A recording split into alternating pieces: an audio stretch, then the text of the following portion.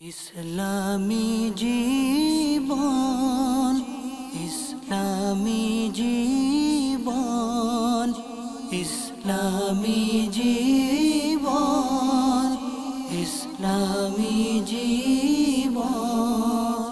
আলহামদুলিল্লাহি রাব্বিল আলামিন ওয়াসসালাতু ওয়াসসালামু আলা সাইয়্যিদিল মুরসালিন আম্মা বা'দ ফাআউযু বিল্লাহি মিনাশ শাইতানির রাজীম বিসমিল্লাহির রহমানির রহিম আসসালাতু ওয়াসসালামু আলাইকা ইয়া রাসূলুল্লাহ ওয়া আলা আলিকা ওয়া আসহাবিকা ইয়া হাবিবাল্লাহ আসসালাতু ওয়াসসালামু আলাইকা ইয়া নবিয়াল্লাহ ওয়া আলা আলিকা ওয়া আসহাবিকা ইয়া নূর আল্লাহ। প্রিয় প্রিয় ইসলামী ভাইয়েরা এবং মাদানী চ্যানেলের দর্শক শ্রোতা, উপস্থিত হয়েছি মাদানী চ্যানেল বাংলার ধারাবাহিক অনুষ্ঠান যার নাম হচ্ছে ইসলামী জীবন। মাশাআল্লাহ, যে সকল দর্শক আপনারা যেখান থেকে আমাদের এই অনুষ্ঠান দেখতে পাচ্ছেন, আপনাদেরকে জানাই আন্তরিক শুভেচ্ছা। প্রিয় দর্শক, অনুষ্ঠানের শুরুতেই দরুদে পাক পাঠ করার সৌভাগ্য হয়েছে। এই দরুদ শরীফ পাঠ করার অসংখ্য ফজিলত ও বরকত রয়েছে। দাওয়াত ইসলামের প্রতিষ্ঠাতা শেখ তরিকত আমির আহলে সুন্নাত মাওলানা মোহাম্মদ ইলিয়াস আত্তার কাদেরী দামাত বারাকাতুহুমুল আলিয়া, ইনি আমাদেরকে দরুদ শরীফ পাঠ করার উৎসাহ দিতে গিয়ে আলহামদুলিল্লাহ তিনি তার প্রতিটি কিতাব রিসালার মধ্যে দরুদ শরীফ পাঠ করার ফজিলত সম্পর্কিত বিভিন্ন হাদিস শরীফ তিনি লিখে থাকেন। এমনকি আমাদেরকে এটাও উৎসাহ দিয়ে থাকেন যখনই আমরা কোনো দর্স বয়ান মাদানী চ্যানেলের প্রতিটি অনুষ্ঠান আর শুরু করার সময়ে যেন আমরা দরুদ শরীফ পাঠ করি, তার সাথে সাথে যেন আমাদেরও দরুদ শরীফ পাঠ করার অন্যান্যদের দরুদ শরীফ পাঠ করার উৎসাহ আসে, এই জন্য দরুদ শরীফ পাঠ করার ফজিলত বর্ণনা করা হয়। তো তার এই বাণীর উপর আমল করতে গিয়ে আসলে আমরা একটা দরুদ শরীফ ফজিলত শ্রবণ করব। প্রিয় নবী রাসূল আরবি হুজুর নূর সাল্লাল্লাহু তাআলা আলাইহি ওয়া আলিহি ওয়াসাল্লাম ইরশাদ করেছেন যে তোমরা আমার উপর অধিক হারে দরুদ শরীফ পাঠ করো, কেননা তোমাদের এই দরুদ শরীফ পাঠ করা তোমাদের গুনাহের জন্য মাগফিরাত স্বরূপ। সুবহানাল্লাহ। প্রিয় দর্শক, গুনাহ মাফের জন্য, গুনাহ মাগফিরাত করার জন্য যে দরুদ শরীফ পাঠ করা, নিয়ত করে আসুন আমরা বেশি থেকে বেশি পরিমাণে দরুদ পাক পাঠ করব। আল্লাহ তাআলা আমাদেরকে সেই তৌফিক দান করুক। আসুন মুহাব্বতের সাথে আরও একটি বার দরুদ শরীফ পাঠ করে নিই। সাল্লু আলাল হাবিব সাল্লাল্লাহু তাআলা আলা মুহাম্মদ সাল্লাল্লাহু তাআলা আলাইহি ওয়া আলিহি ওয়াসাল্লাম। প্রিয় ইসলামী ভাইয়েরা এবং মাদানী চ্যানেলের দর্শক শ্রোতা, আলহামদুলিল্লাহ মুবাল্লিগে দাওয়াত ইসলামী আমাদের অনুষ্ঠানের মধ্যে সেই সুবাতে আজকে উপস্থিত রয়েছেন আমাদের আরফাত হুজুর এবং আমাদের ফারুক হুজুর। হুজুর, আপনাদেরকে শুভেচ্ছা। আমাদের অনুষ্ঠানের পক্ষ থেকে ব্যস্ততার মাঝে আমাদেরকে সময় দিয়েছেন। প্রিয় দর্শক, আজকে আমাদের আমন্ত্রিত মুবাল্লিগে দাওয়াত ইসলামী থেকে আমরা জানবো যে বিষয়ে, সেটি হচ্ছে ধৈর্য ধরুন। জি হ্যাঁ, ধৈর্য আসলে আমরা প্রতিনিয়ত সকলেই জানি, সকলেই শুনি, কিন্তু যখন প্র্যাকটিক্যালি নিজের দিকে তাকাই তখন আমি আপনি কতটুকু সেই ধৈর্য ধরি।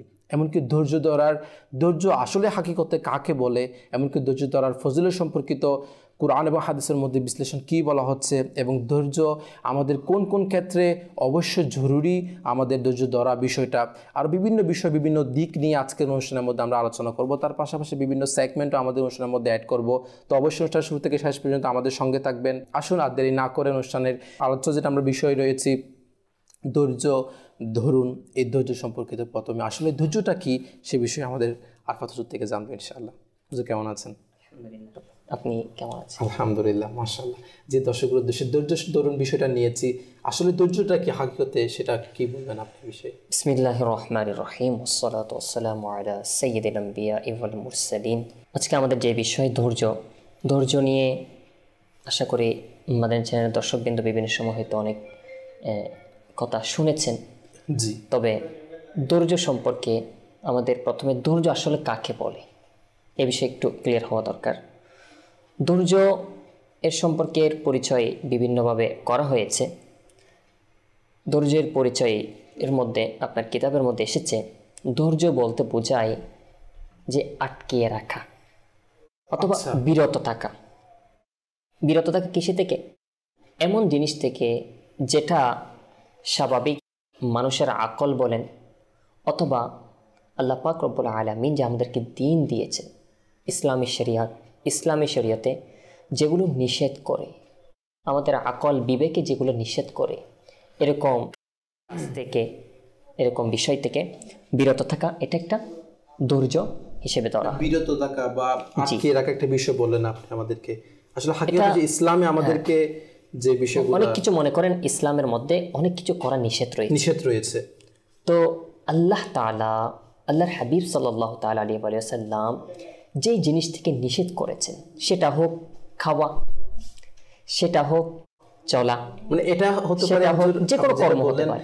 কোন একটা এমন বিষয় যেটা আমার করতে মন চাচ্ছে কিন্তু সেটা আল্লাহ তার রসুলের পক্ষ থেকে নিষেধ রয়েছে, আমি ওটা না করে আমি আল্লাহর উপর ভরসা করে আমি ধৈর্য ধারণ করছি, এটা হচ্ছে কি হাকিকতের ধৈর্য। মাশাআল্লাহ। অনেক এর মধ্যে আরো বিষয় রয়েছে, যেমন কি ধৈর্যের আবার প্রকারভেদ রয়েছে। তো এক প্রকার হচ্ছে আল্লাহ তাআলা যা কিছু আদেশ করেছেন, অর্থাৎ যেই কর্মের মাধ্যমে, আমাদের যেই কথার মাধ্যমে, যে কাজগুলোর মাধ্যমে আল্লাহ এবং তার রাসূল খুশি, এবং যেটা আমাদের উপর ফরজ, এমন অনেক কাজ, কিছু আছে ফরজ, কিছু আছে সুন্নাত, কিছু আছে আপনার ওয়াজিব, কিছু আছে মুস্তাহাব। তো ফরজের মধ্যে এমনভাবে ইস্তিকামত, দৃঢ়তা সহকারে অল টাইম করা, যে এটা যেন কখনো মিস না হয়, তো এটা এক প্রকার ধৈর্য, মানে এটার উপর ইস্তিকামত থাকা, ধৈর্য সহকারে এটা অল টাইম পালন করা, কোনটা নেকির কাজের মধ্যে আল্লাহ তাআলা, অর্থাৎ আল্লাহ এবং তার রাসূলের সন্তুষ্টি মোতাবেক নিজেকে সেখানে অল টাইম ধীরে স্থিরে রাখা, এটা থেকে কি না হওয়া, বিরত না হওয়া, এটা এক প্রকার ধৈর্য, জড়িত থাকা ওই কাজের মধ্যে, এটা এক প্রকার। আবার আরেক প্রকার ধৈর্য হচ্ছে আপনার আল্লাহ এবং তার রাসূল যেগুলো নিষেধ করেছেন সেগুলোতে নিজেকে ফেলা থেকে, অর্থাৎ নিজেকে সেগুলোর মধ্যে জড়িত করা থেকে নিজেকে বিরত রাখা, এটা এক প্রকার ধৈর্য। তো ধৈর্য সম্পর্কে কোরআনে পাকে অনেক আয়াত রয়েছে। প্রথমে এখন একটি আয়াত আমি পেশ করছি, বিসমিল্লাহির রহমানির রহিম।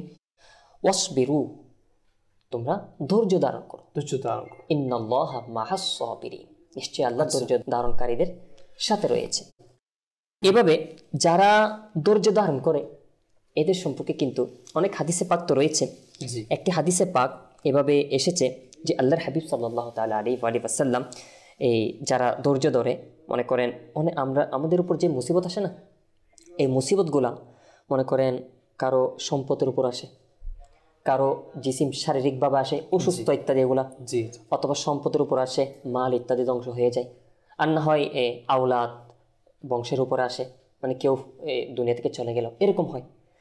তো হাদিসে পাকে আসছে যখন কোনো বান্দা এরকম শারীরিক অথবা ধন সম্পদ অথবা তার আওলাদ বংশ এগুলার মাধ্যমে যখন আল্লাহ তাআলার পক্ষ থেকে কোনো মুসিবত এগুলো আসে, আল্লাহ তাআলার পরীক্ষা যখন হয়, তো সে যদি সবরে জামিল করে, সবরে জামিল কাকে বলে ইনশাআল্লাহ সেটা আমি বলবো, সে যদি সবরে জামিল সহকারে সেটাকে গ্রহণ করে নেয়, এরকম মুসিবতকে গ্রহণ করে নেয়, তো তখন বলা হচ্ছে কিয়ামতের দিন আল্লাহ পাক রব্বুল আলামিন সেই ব্যক্তির থেকে হিসাব নেওয়া, সেই ব্যক্তির হিসাবকে মিজানের পাল্লায় রাখা, এটা আল্লাহ তাআলা হায়া করবেন। আল্লাহু আকবার। আর বলা হচ্ছে যে এটা আল্লাহ তাআলা হায়া করবেন যে তার নামে আমল এটা মানুষের সামনে প্রকাশ করবে। এক কথায় আল্লাহ তাআলার দয়ায় তার হিসাবটা আসান করা হবে, এবং তার নামে আমাল এগুলো গোপন করা হবে, অর্থাৎ তার গুনাহকে গোপন করা হবে, আল্লাহ তাআলার স্পেশাল দয়া হবে তার উপর। তো ধৈর্যের কথা যদি বলতে যাই, আসলে হুজুর আপনি যে প্রথম ফজিলতটা বললেন না, প্রিয় দর্শক, একটু যদি এটা আমরা দৃষ্টি দিয়ে এই ফজিলতের উপর, প্রথমত আমাদের হুজুর বললেন কি ধৈর্য কত প্রকারের হতে পারে, বিভিন্ন ইবাদতের ক্ষেত্রে আমাদের ধৈর্যের বিষয়ে বললেন, এমনকি এমন কোনো গুনাহের কাজ থেকে আল্লাহ তার রাসূল আমাদেরকে বলেছে যে তোমরা বিরত থাকো, সেগুলো থেকে বিরত থেকে, এটাও এক প্রকার ধৈর্যের মধ্যে পড়ে, এবং ধৈর্যের প্রকারগুলো আমাদের প্রকারভেদ সম্পর্কে আমাদের জানার সৌভাগ্য হল, এবং একটা ফজিলত, খুব একটা মনোমুগ্ধকর ফজিলতের কথা আমাদের কাছে তুলে ধরে যে ধৈর্যের ব্যাপারে। আসলে আজকে আমরা কত ধরনের গুনাহ করি এবং কত গুনাহ করার পর আমরা এটা আফসোস করি, এই গুনাহের জন্য আমাকে কালকে আমাদের দিন হিসাব দিতে হবে। ফারুক আপনি কি বলেন এই বিষয়ে, যে দেখেন ধৈর্যের এত ফজিলত রয়েছে, ধৈর্য ধরুন আজকে আমাদের বিষয়ে নেওয়ার কারণ হচ্ছে এটাই, একজন মুসলমান বান্দার তার অন্তরে তার মন মানসিকতা যদি ধৈর্য ধরা এই মন মানসিকতা তৈরি হয়ে যায়, তাহলে আশা করি তার দুনিয়াতে পেরেশানি, এটা মনে হয় আসলেও এটা পেরেশানি সে সাদরে খুশিতে গ্রহণ করে নিবে, যদি তার থেকে ধৈর্য ধারণ করার মন মানসিকতা থাকে। সে বিষয়ে কি বলেন আপনি? আলহামদুলিল্লাহি রাব্বিল আলামিন ওয়াসসালাতু ওয়াসসালামু আলা সাইয়্যিদিল মুরসালিন, আম্মা বাদ। যে আমার মাশাআল্লাহ আরফাত ভাই অনেক সুন্দরভাবে ধৈর্য কাকে বলেছেন। আসলে ধৈর্য যেটা ঈমানের সাথে রিলেটেড, আমার নবী করিম সাল্লাল্লাহু আলাইহি ওয়াসাল্লাম ধৈর্যকে ঈমানের অর্ধেক বলেছেন। নবী পাক সাল্লাল্লাহু আলাইহি ওয়াসাল্লামের হাদিসে পাক থেকে আমরা জানতে পারি যে ঈমান, এটা তো আমরা জানি, আমরা ঈমানদার, ঈমানের দুই ভাগ রয়েছে, একটা হচ্ছে সবর, আরেকটা হচ্ছে শুকর, কৃতজ্ঞতা জ্ঞাপন করা। ধৈর্য, জি, আর কৃতজ্ঞতা জ্ঞাপন করা। একদিন নবী করিম সাল্লাল্লাহু আলাইহি ওয়াসাল্লাম যখন আনসারী সাহাবীর নিকটে গেলেন আর জিজ্ঞাসা করলেন যে তোমরা কি মুসলমান? সবাই কি হয়ে নিশ্চুপ রইলেন, কেউ উত্তর দিচ্ছেন না। এটা কেমন প্রশ্ন? জি, এমন প্রশ্নে সবাই কি হয়ে গেলেন? অবাক হয়ে গেলেন, হতভম্ব হয়ে গেলেন যে কি। তখন আব্দুল্লাহ ইবনে ওমর রাদিয়াল্লাহু তাআলা আনহু যে বললেন, হুজুর আমরা মুসলমান। জি, আমরা মুসলমান। তখন আমার নবী করিম সাল্লাল্লাহু আলাইহি সাল্লাম বললেন, এর দলিল কি, তোমরা যে মুসলমান? তখন উত্তর দিলেন যে আমরা মুসলমান, এর দলিল হচ্ছে আমরা যখন কোনো নিয়ামত পাই, কোনো নিয়ামত যখন আমরা লাভ করি, তখন তো আমাদের মন খুশি থাকে, এবং ওই সময় আমরা আল্লাহ তাআলার শুকরিয়া আদায় করি। আর যখন আমাদের উপর মুসিবত আসে তখন আমরা ধৈর্য ধারণ করি, এবং আমরা আল্লাহ তাআলার যে হুকুম আহকাম রয়েছে এর উপর সন্তুষ্ট। আসলে এখানে কিন্তু তিনটা বিষয় আপনি যেটা বললেন, এবং আমাদের একটা মানুষের জীবনের কিন্তু এই শুকরিয়া আর ধৈর্য, এটা দিয়ে কিন্তু তার পুরো জীবন অতিবাহিত হয়। জি, তার জীবনের মধ্যে একটা সময় খুশি আসে, তখন যেটা আপনি বললেন শুকরিয়া জ্ঞাপন করা। আর বিপদ, কারণ কোনো মানুষ এমন পাবেন না দুনিয়ার মধ্যে যে সারা জীবনে কি সুখী আর সুখের কোনো মানুষ পাবেন না। হয়তো তার জীবনে কিছু সময় সুখী, তার জীবন আল্লাহ তাআলা তো বলে দিয়েছেন যে আমি তাদেরকে পরীক্ষা করব, তাদেরকে পরীক্ষা করব। ওয়ালানাবলুওয়ান্নাকুম বিশাইইম মিনাল খাউফি ওয়াল জু', আমি তাদেরকে ভয়, ক্ষুধা দিয়ে কি করব? পরীক্ষা করব। তারপর আরো মালের ক্ষতি দিয়ে, আমার হুজুর বলেছেন জি, জানের ক্ষতি, ফল ফসলাদির মধ্যে ক্ষতি দিয়ে আল্লাহ তাআলা পরীক্ষা করবেন। তাহলে আমাদের জীবনটা হচ্ছে সুখ দুঃখে ভরা। কখনো সুখ আসবে, কখনো আমরা ভালো অবস্থায় আমাদের জীবন চলবে, কখনো যাবে দুঃখের মধ্যে। এটা একটা রহমত অবশ্যই। এখানে জি যে দেখুন, আজকে হয়তো আমরা আমাদের চ্যানেল দর্শকবৃন্দ, আপনারাও যারা দেখছেন, মানে আমাদের উপর যখন শুধু আনন্দ আর আনন্দ থাকে ঘরের মধ্যে, অথবা আমাদের জীবনে কোনো বিপদ আসে না, অর্থাৎ আরামসে জিন্দগি চলতেছে, জি জি, টাকা আসতেছে ঠিকমতো, ঘরের মধ্যে ঠিকমতো আয়োজন, মানে সব কিছু নিজের মন মতো এবং ঘরের চাহিদা মতো সব কিছু যখন হয়, তখন আমরা মনে করি আল্লাহ তাআলা আমার উপর অনেক দয়াবান, আল্লাহ তাআলা আমার উপর অনেক খুশি, সেজন্য আমার কোনো মুসিবত নাই, কিচ্ছু নেই, এরকম মনে করি আমরা। কিন্তু আসলে এটা ধারণা করে যদি আমরা থাকি, আমরা যে কত বড় ভুলে রয়েছি, আচ্ছা, এটা কিন্তু আমরা কল্পনা করতে পারবো না। কেন এটা বলছি এই জন্যে, দেখুন পৃথিবীর মধ্যে আল্লাহ তাআলা যত বান্দা পাঠিয়েছে আল্লাহ তাআলা, তো সবচেয়ে আল্লাহ তাআলার প্রিয় বান্দারা হচ্ছে নবীগণ, সমস্ত নবীগণ এবং সমস্ত রসুলগণ, এরা হচ্ছে প্রিয় বান্দা, আল্লাহ তাআলা সবচেয়ে প্রিয় বান্দা। তো আল্লাহ তাআলা প্রিয় বান্দাদেরকে একটু করে যদি আমরা ওনাদের জীবনী দেখি, এমন আল্লাহর প্রিয় বান্দা আমরা দেখব না যার জীবনে বিপদ আসেনি, মুসিবত আসেনি। প্রত্যেক নবীদের জীবনে যদি দেখি, প্রত্যেক নবী কোনো না কোনো মুসিবতে, এক এক সময় এক এক মুসিবতের মধ্যে আমরা দেখি। তো ওনারা আল্লাহ তাআলার এত প্রিয় বান্দা, যেটা আমরা কখনো ভাষায় প্রকাশ করতে পারবো না। কত প্রিয়, কত আল্লাহ তাআলার নৈকট্যবান, এটা আমরা বলতে পারবো না। যাদেরকে আল্লাহ তাআলা নবুয়ত দিয়েছে, যাদেরকে আল্লাহ তাআলা রিসালাত দিয়েছে, এরা কেমন প্রিয় বান্দা হতে পারে আল্লাহ তাআলাই ভালো জানে। অবশ্যই। আর ওনাদের সম্পর্কে তো রয়েছে, ওনারা হচ্ছে মাসুম, মানে তারা নিষ্পাপ। আর আজকে আমরা যখন মুসিবত আসে তখন মনে করি এটা মনে হয় আমার গুনাহের কারণে, অর্থাৎ আমাদের হচ্ছে গুনাহের কারণে। আর যদি কোনো মুসিবত না আসে, আরে তখন হয়তো এরকম হয়তো মনে করে অনেকে যে মানে আমার তেমন ভুল নাই, তেমন গুনাহ নাই, সেজন্য মুসিবত আসতেছে না, আল্লাহ তাআলা খুশি।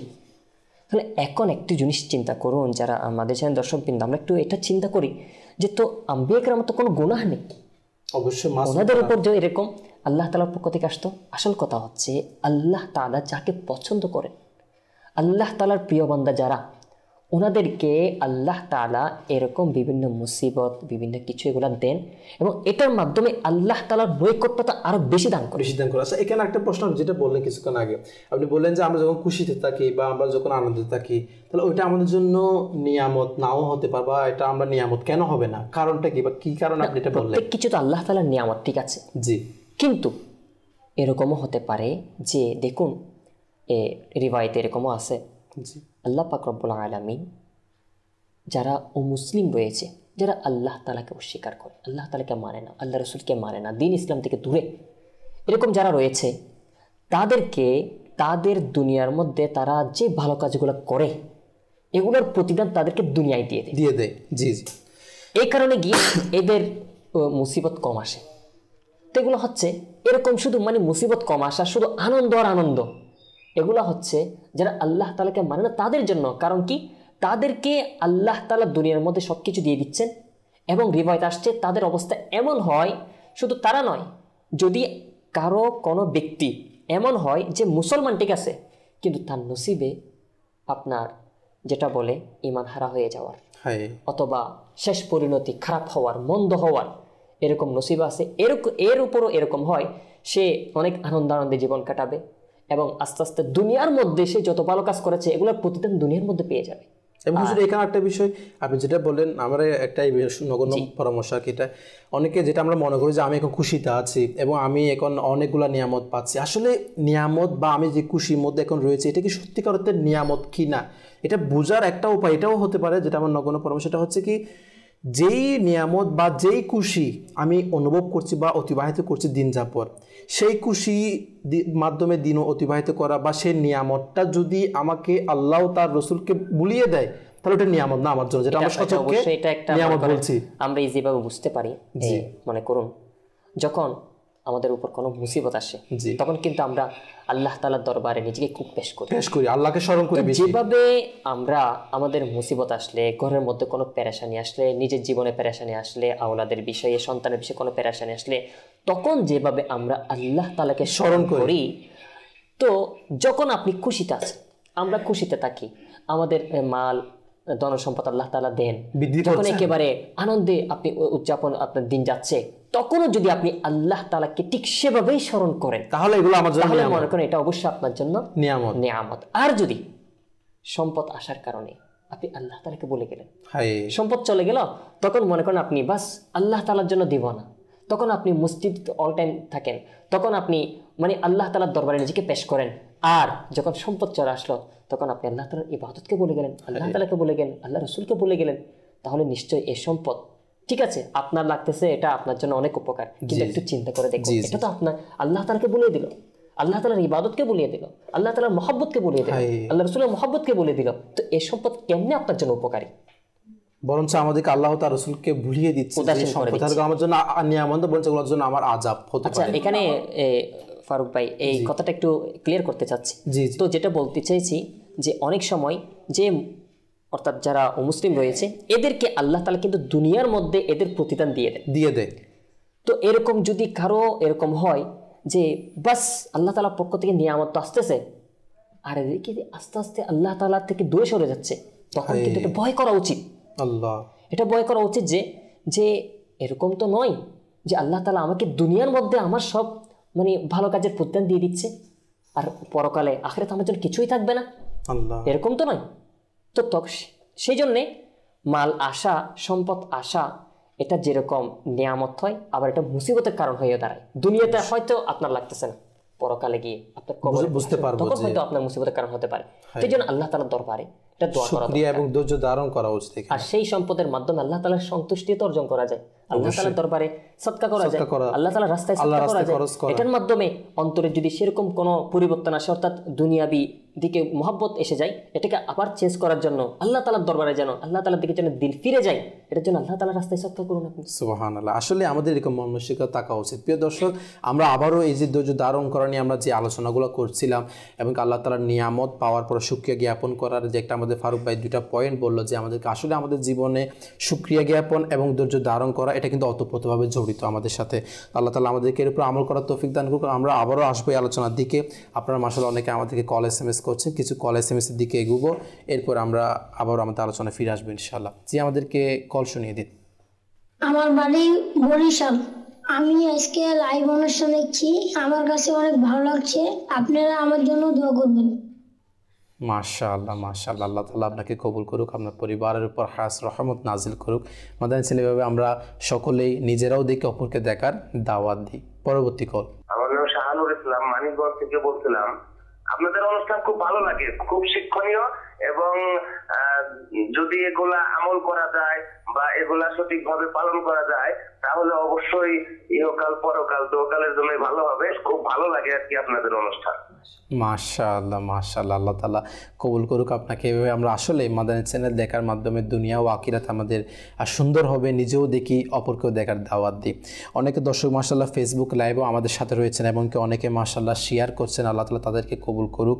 আর যেমনটা আমাদের সাথে সাইফুদ্দিন ভাই রয়েছেন, কমেন্ট করেছেন। এভাবে আরফাত হোসেন ভাই আমাদের সাথে রয়েছেন, তিনি কমেন্ট করেছেন আমার মা অসুস্থ, দোয়া করবেন, আল্লাহ তাআলা আপনার মাকে শিফা দান করুক, আপনার মায়ের জন্য যা বেহতার তা নসিব করুক। এভাবে মাশাআল্লাহ আলম ভাই আমাদের সাথে রয়েছেন, আর অনেক দর্শক মাশাআল্লাহ নুরুল ইসলাম ভাই আমাদের সাথে রয়েছেন, মাইনুল ইসলাম ভাই আমাদের সাথে রয়েছেন, আর অনেক দর্শক মাশাআল্লাহ আমাদের কমেন্ট করছেন, আমাদেরকে উৎসাহ প্রদান করছেন। শুকরিয়া জ্ঞাপন করছি মাশাআল্লাহ, এবং যারা শেয়ারও করছেন অপরকে তার জন্য শুকরিয়া জ্ঞাপন করছে। আল্লাহ তাআলা আপনাদেরকে বরকত দান করুক।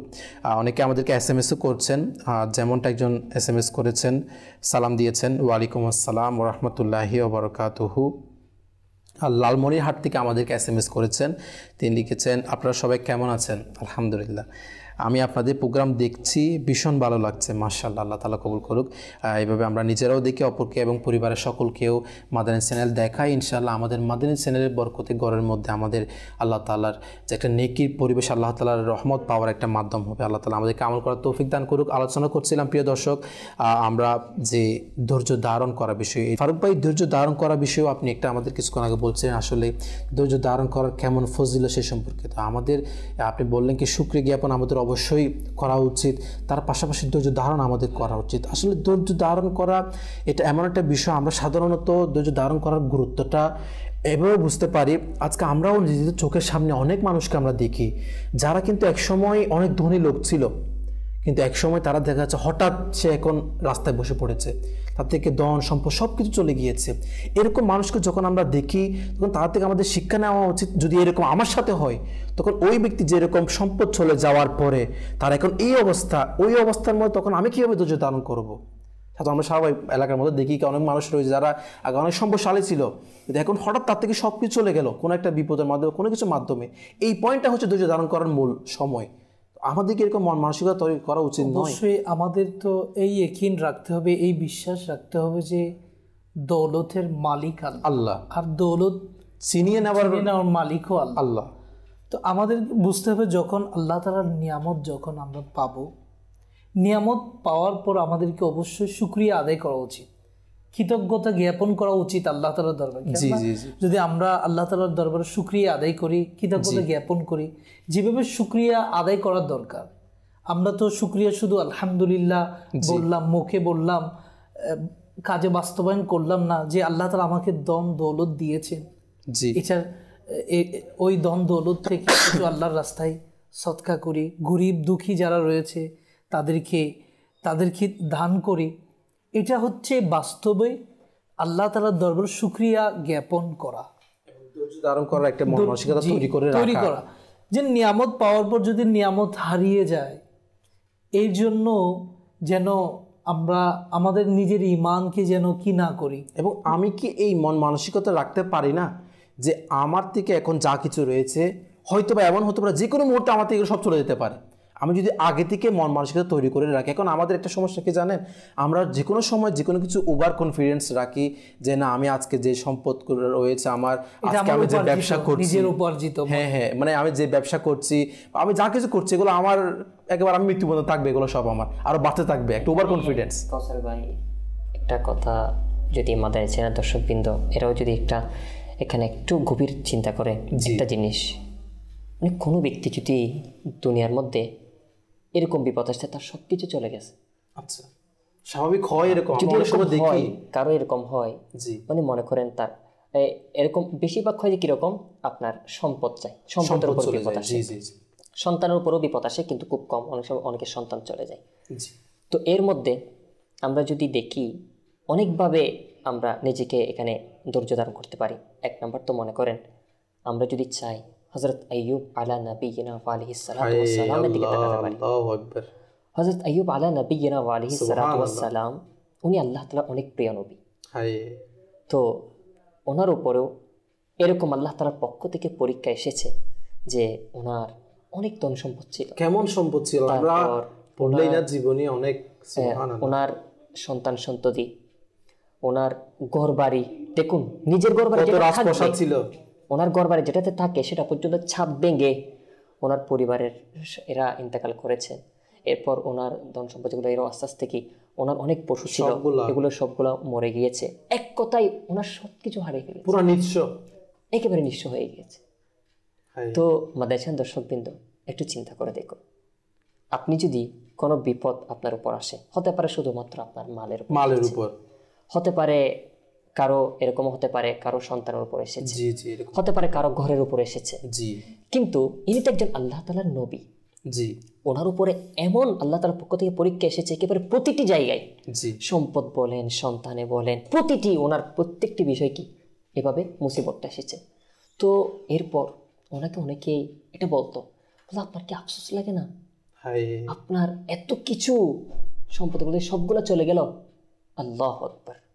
আল্লাহ তাআলার নবী তিনি বললেন এগুলা যার তিনি নিয়ে গেলেন, আল্লাহ তাআলার সম্পদ আল্লাহ তাআলা নিয়ে গেলেন, আল্লাহ তাআলা দিতেও পারেন। দেখুন এখানে হচ্ছে ঈমানের পরীক্ষা।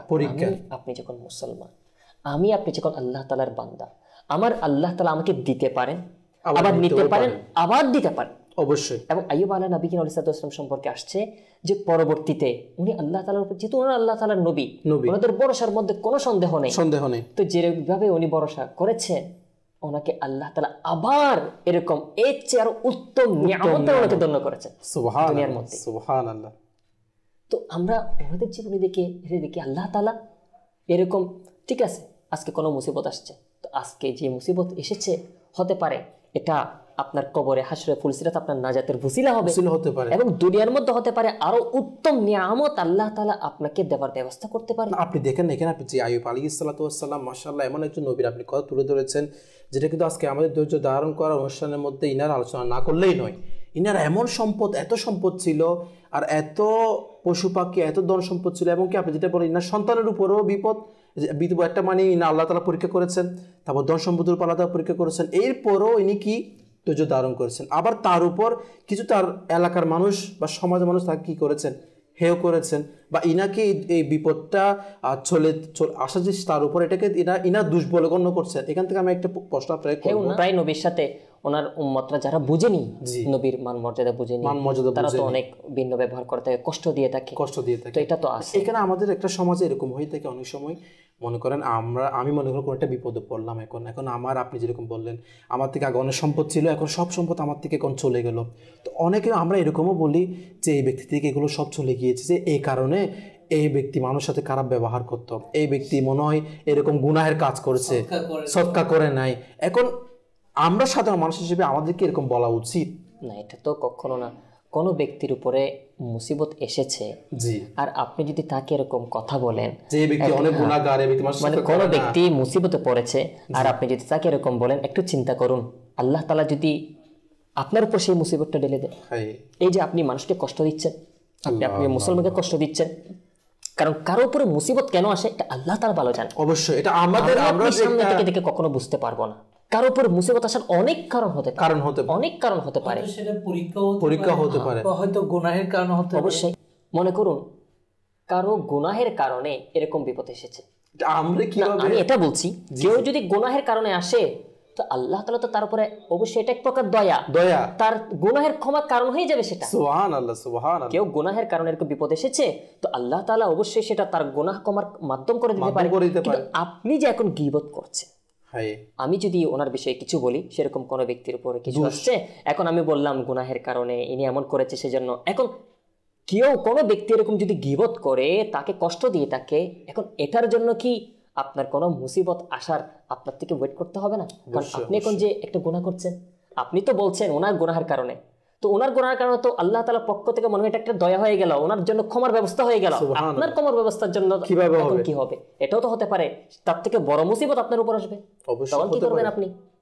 তো এই জন্যে আমাদের এটা কখনো উচিত না কোনো ব্যক্তির, দেখুন মুসলমানের ভাই, অবশ্যই ভাই, তো মুসলমান যখন মুসলমানের ভাই, আমরা যদি আমাদের কোনো ভাইয়ের মুসিবত দেখি, বরং তখন আমাদের উচিত হবে তার মুসিবতকে দূর করার চেষ্টা করা, অবশ্যই তাকে সাহায্য করতে, তাকে সমবেদনা জ্ঞাপন করা। আমি যদি তাকে তার মুসিবত দূর করার জন্য চেষ্টা করি, আমি যদি তাকে হেল্প করি, তাহলে আল্লাহ তাআলা আমার মুসিবত দূর করবে। আল্লাহ তাআলা দুনিয়ার মধ্যে আখিরাতের মধ্যে আমার উপর দয়া করবে, আমার মুসিবত দূর করে দিবে।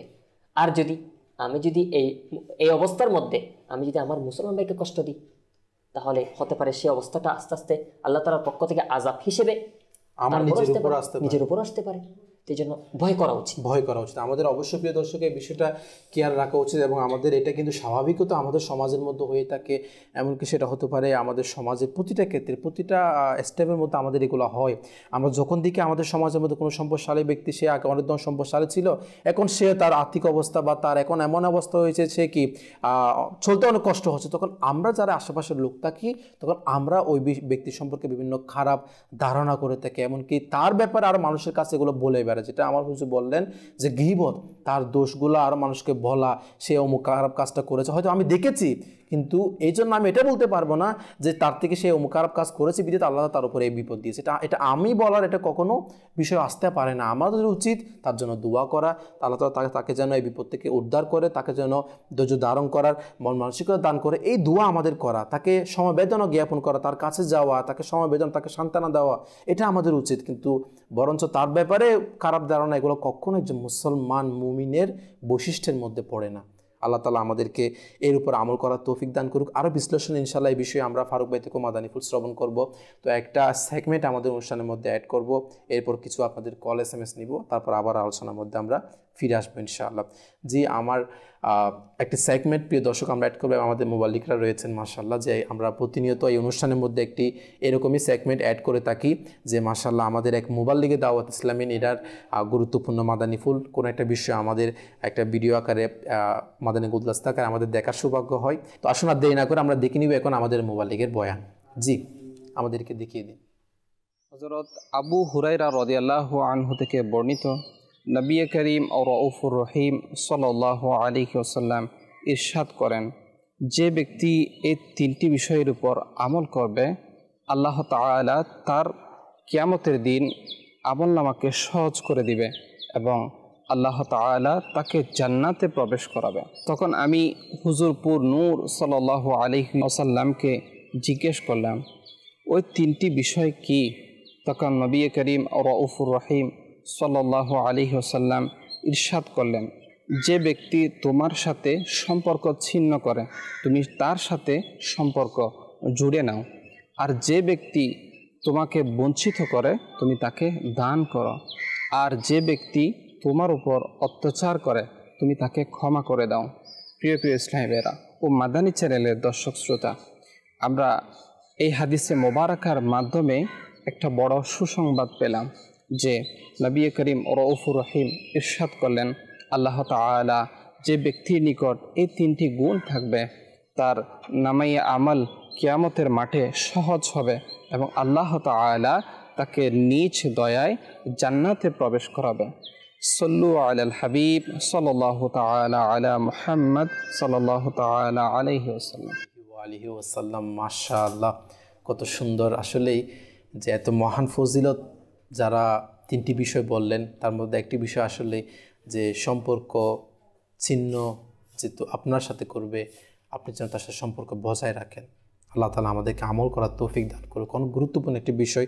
তো এই বিষয়ে আসলে ক্ষমা নিয়েও আমরা বিষয়টা জেনেছি। তো আপনাদের কাছে কিছু রিসালা আমি পেশ করছি। 5টি অপশন দেওয়া হচ্ছে প্রিয় দর্শক আমাদের মোবালিকদেরকে। আমাদের আরফাত হুজুর রয়েছে, ফারুক ভাই, দেখি তারা কোনটি সঠিক উত্তর দেন। 1 নম্বর হচ্ছে ক্ষমা ও মার্জনার ফজিলত। 2 নম্বর হচ্ছে ফুফির সাথে তৎক্ষণাৎ মীমাংসা করে নিল। 3 নম্বর হচ্ছে ক্ষমা করে দিন, সওয়াব অর্জন করুন। 4 নম্বর হচ্ছে উত্তম চরিত্র। 5 নম্বর হচ্ছে উদাসীনতা। আশা করি আপনাদের আইডিয়া কিছুটা হয়েছে। আমি আবারও বলছি, ক্ষমা ও মার্জনার ফজিলত, তৎক্ষণাৎ ফুফুর সাথে মীমাংসা করে নিল। আরেকটি হচ্ছে উত্তম চরিত্র, আরেকটি হচ্ছে ক্ষমা করে দিন, সওয়াব অর্জন করুন, এবং আরেকটি উদাসীনতা। প্রথমে ফারুক ভাইয়ের কাছে যাব, কোন রিসালা হুজুর?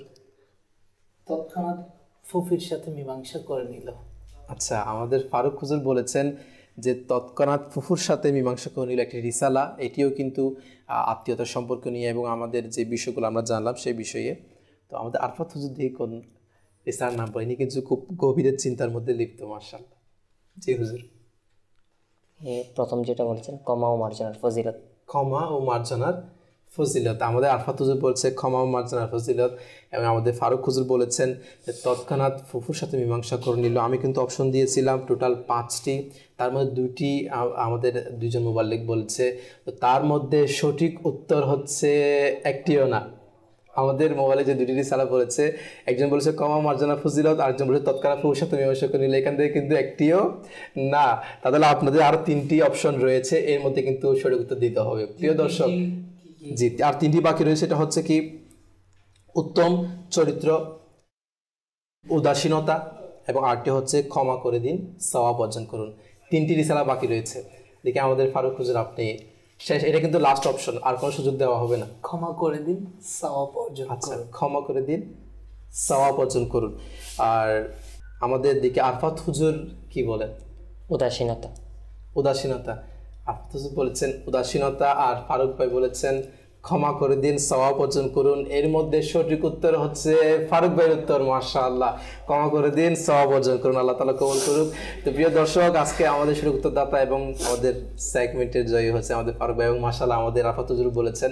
আল্লাহ তাআলা কবুল করে আমাদের মোবালিকদেরকে। এই রিসালাতগুলো আসলে এই সেগমেন্টে রাখার একটাই মূল উদ্দেশ্য, সেটি হচ্ছে আপনারাও এই ইলমে দিন ইসলামের জ্ঞান অর্জন করার জন্য এই রিসালাগুলো, কিতাবগুলো পড়ুন। www.dawatislami.net বুকস লাইব্রেরি অপশনের মধ্যে আপনারা রিসালাগুলো, কিতাবগুলো পাবেন। অনেক ইলমে দিন হাসিল হবে, নিজেরাও পড়ুন, এমনকি অনেক অজানা বিষয় আপনার জানার সৌভাগ্য হবে। এমন অনেক বিষয় যেগুলো আমরা জানি না, যেগুলো আমাদের ঈমানের সাথে সম্পৃক্ত রয়েছে, কিন্তু আমরা অজানাবশত বিভিন্ন গুনাহের কাজগুলো আমরা করে ফেলি। তো আল্লাহ তাআলা আমাদেরকে নিজেও আমল করার তৌফিক দান করুক, অপরের কাছে পৌঁছে দিয়ে নেকি হাসিল করার তৌফিক দান করুক, আমিন।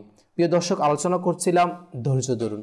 এই ধৈর্য সম্পর্কিত কিছুক্ষণ আগেও আমরা যারা জাতির উপর বিপদ আসে তাদের তো অবশ্যই মন মানসিকতা হচ্ছে ধৈর্য ধরুন, এবং আমরা যারা সাধারণ মানুষ দেখতে পাই যে এই ব্যক্তির উপর বিপদ এসেছে, তাহলে আমরা যেন তার কোনো গীবত না করি, তার যেন কোনো দোষগুলা, তার ব্যাপারে কোনো খারাপ ধারণা যেন আমরা না করি। ফারুক ভাই আর কি বলেন এই বিষয়ে?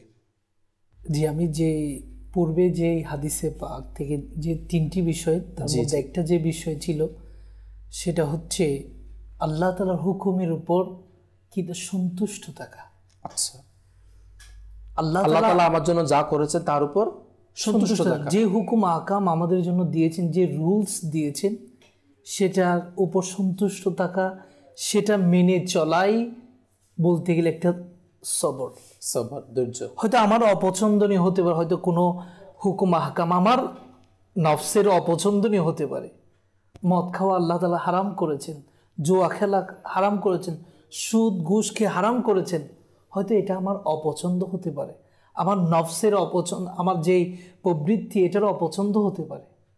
এই জন্য আমার অপছন্দ, কিন্তু আল্লাহ তাআলা তো আমাদের উপর আবশ্যক করেছেন, এটাকে মানতে হবে, এটা থেকে বিরত থাকো, সন্তুষ্ট থাকতে হবে।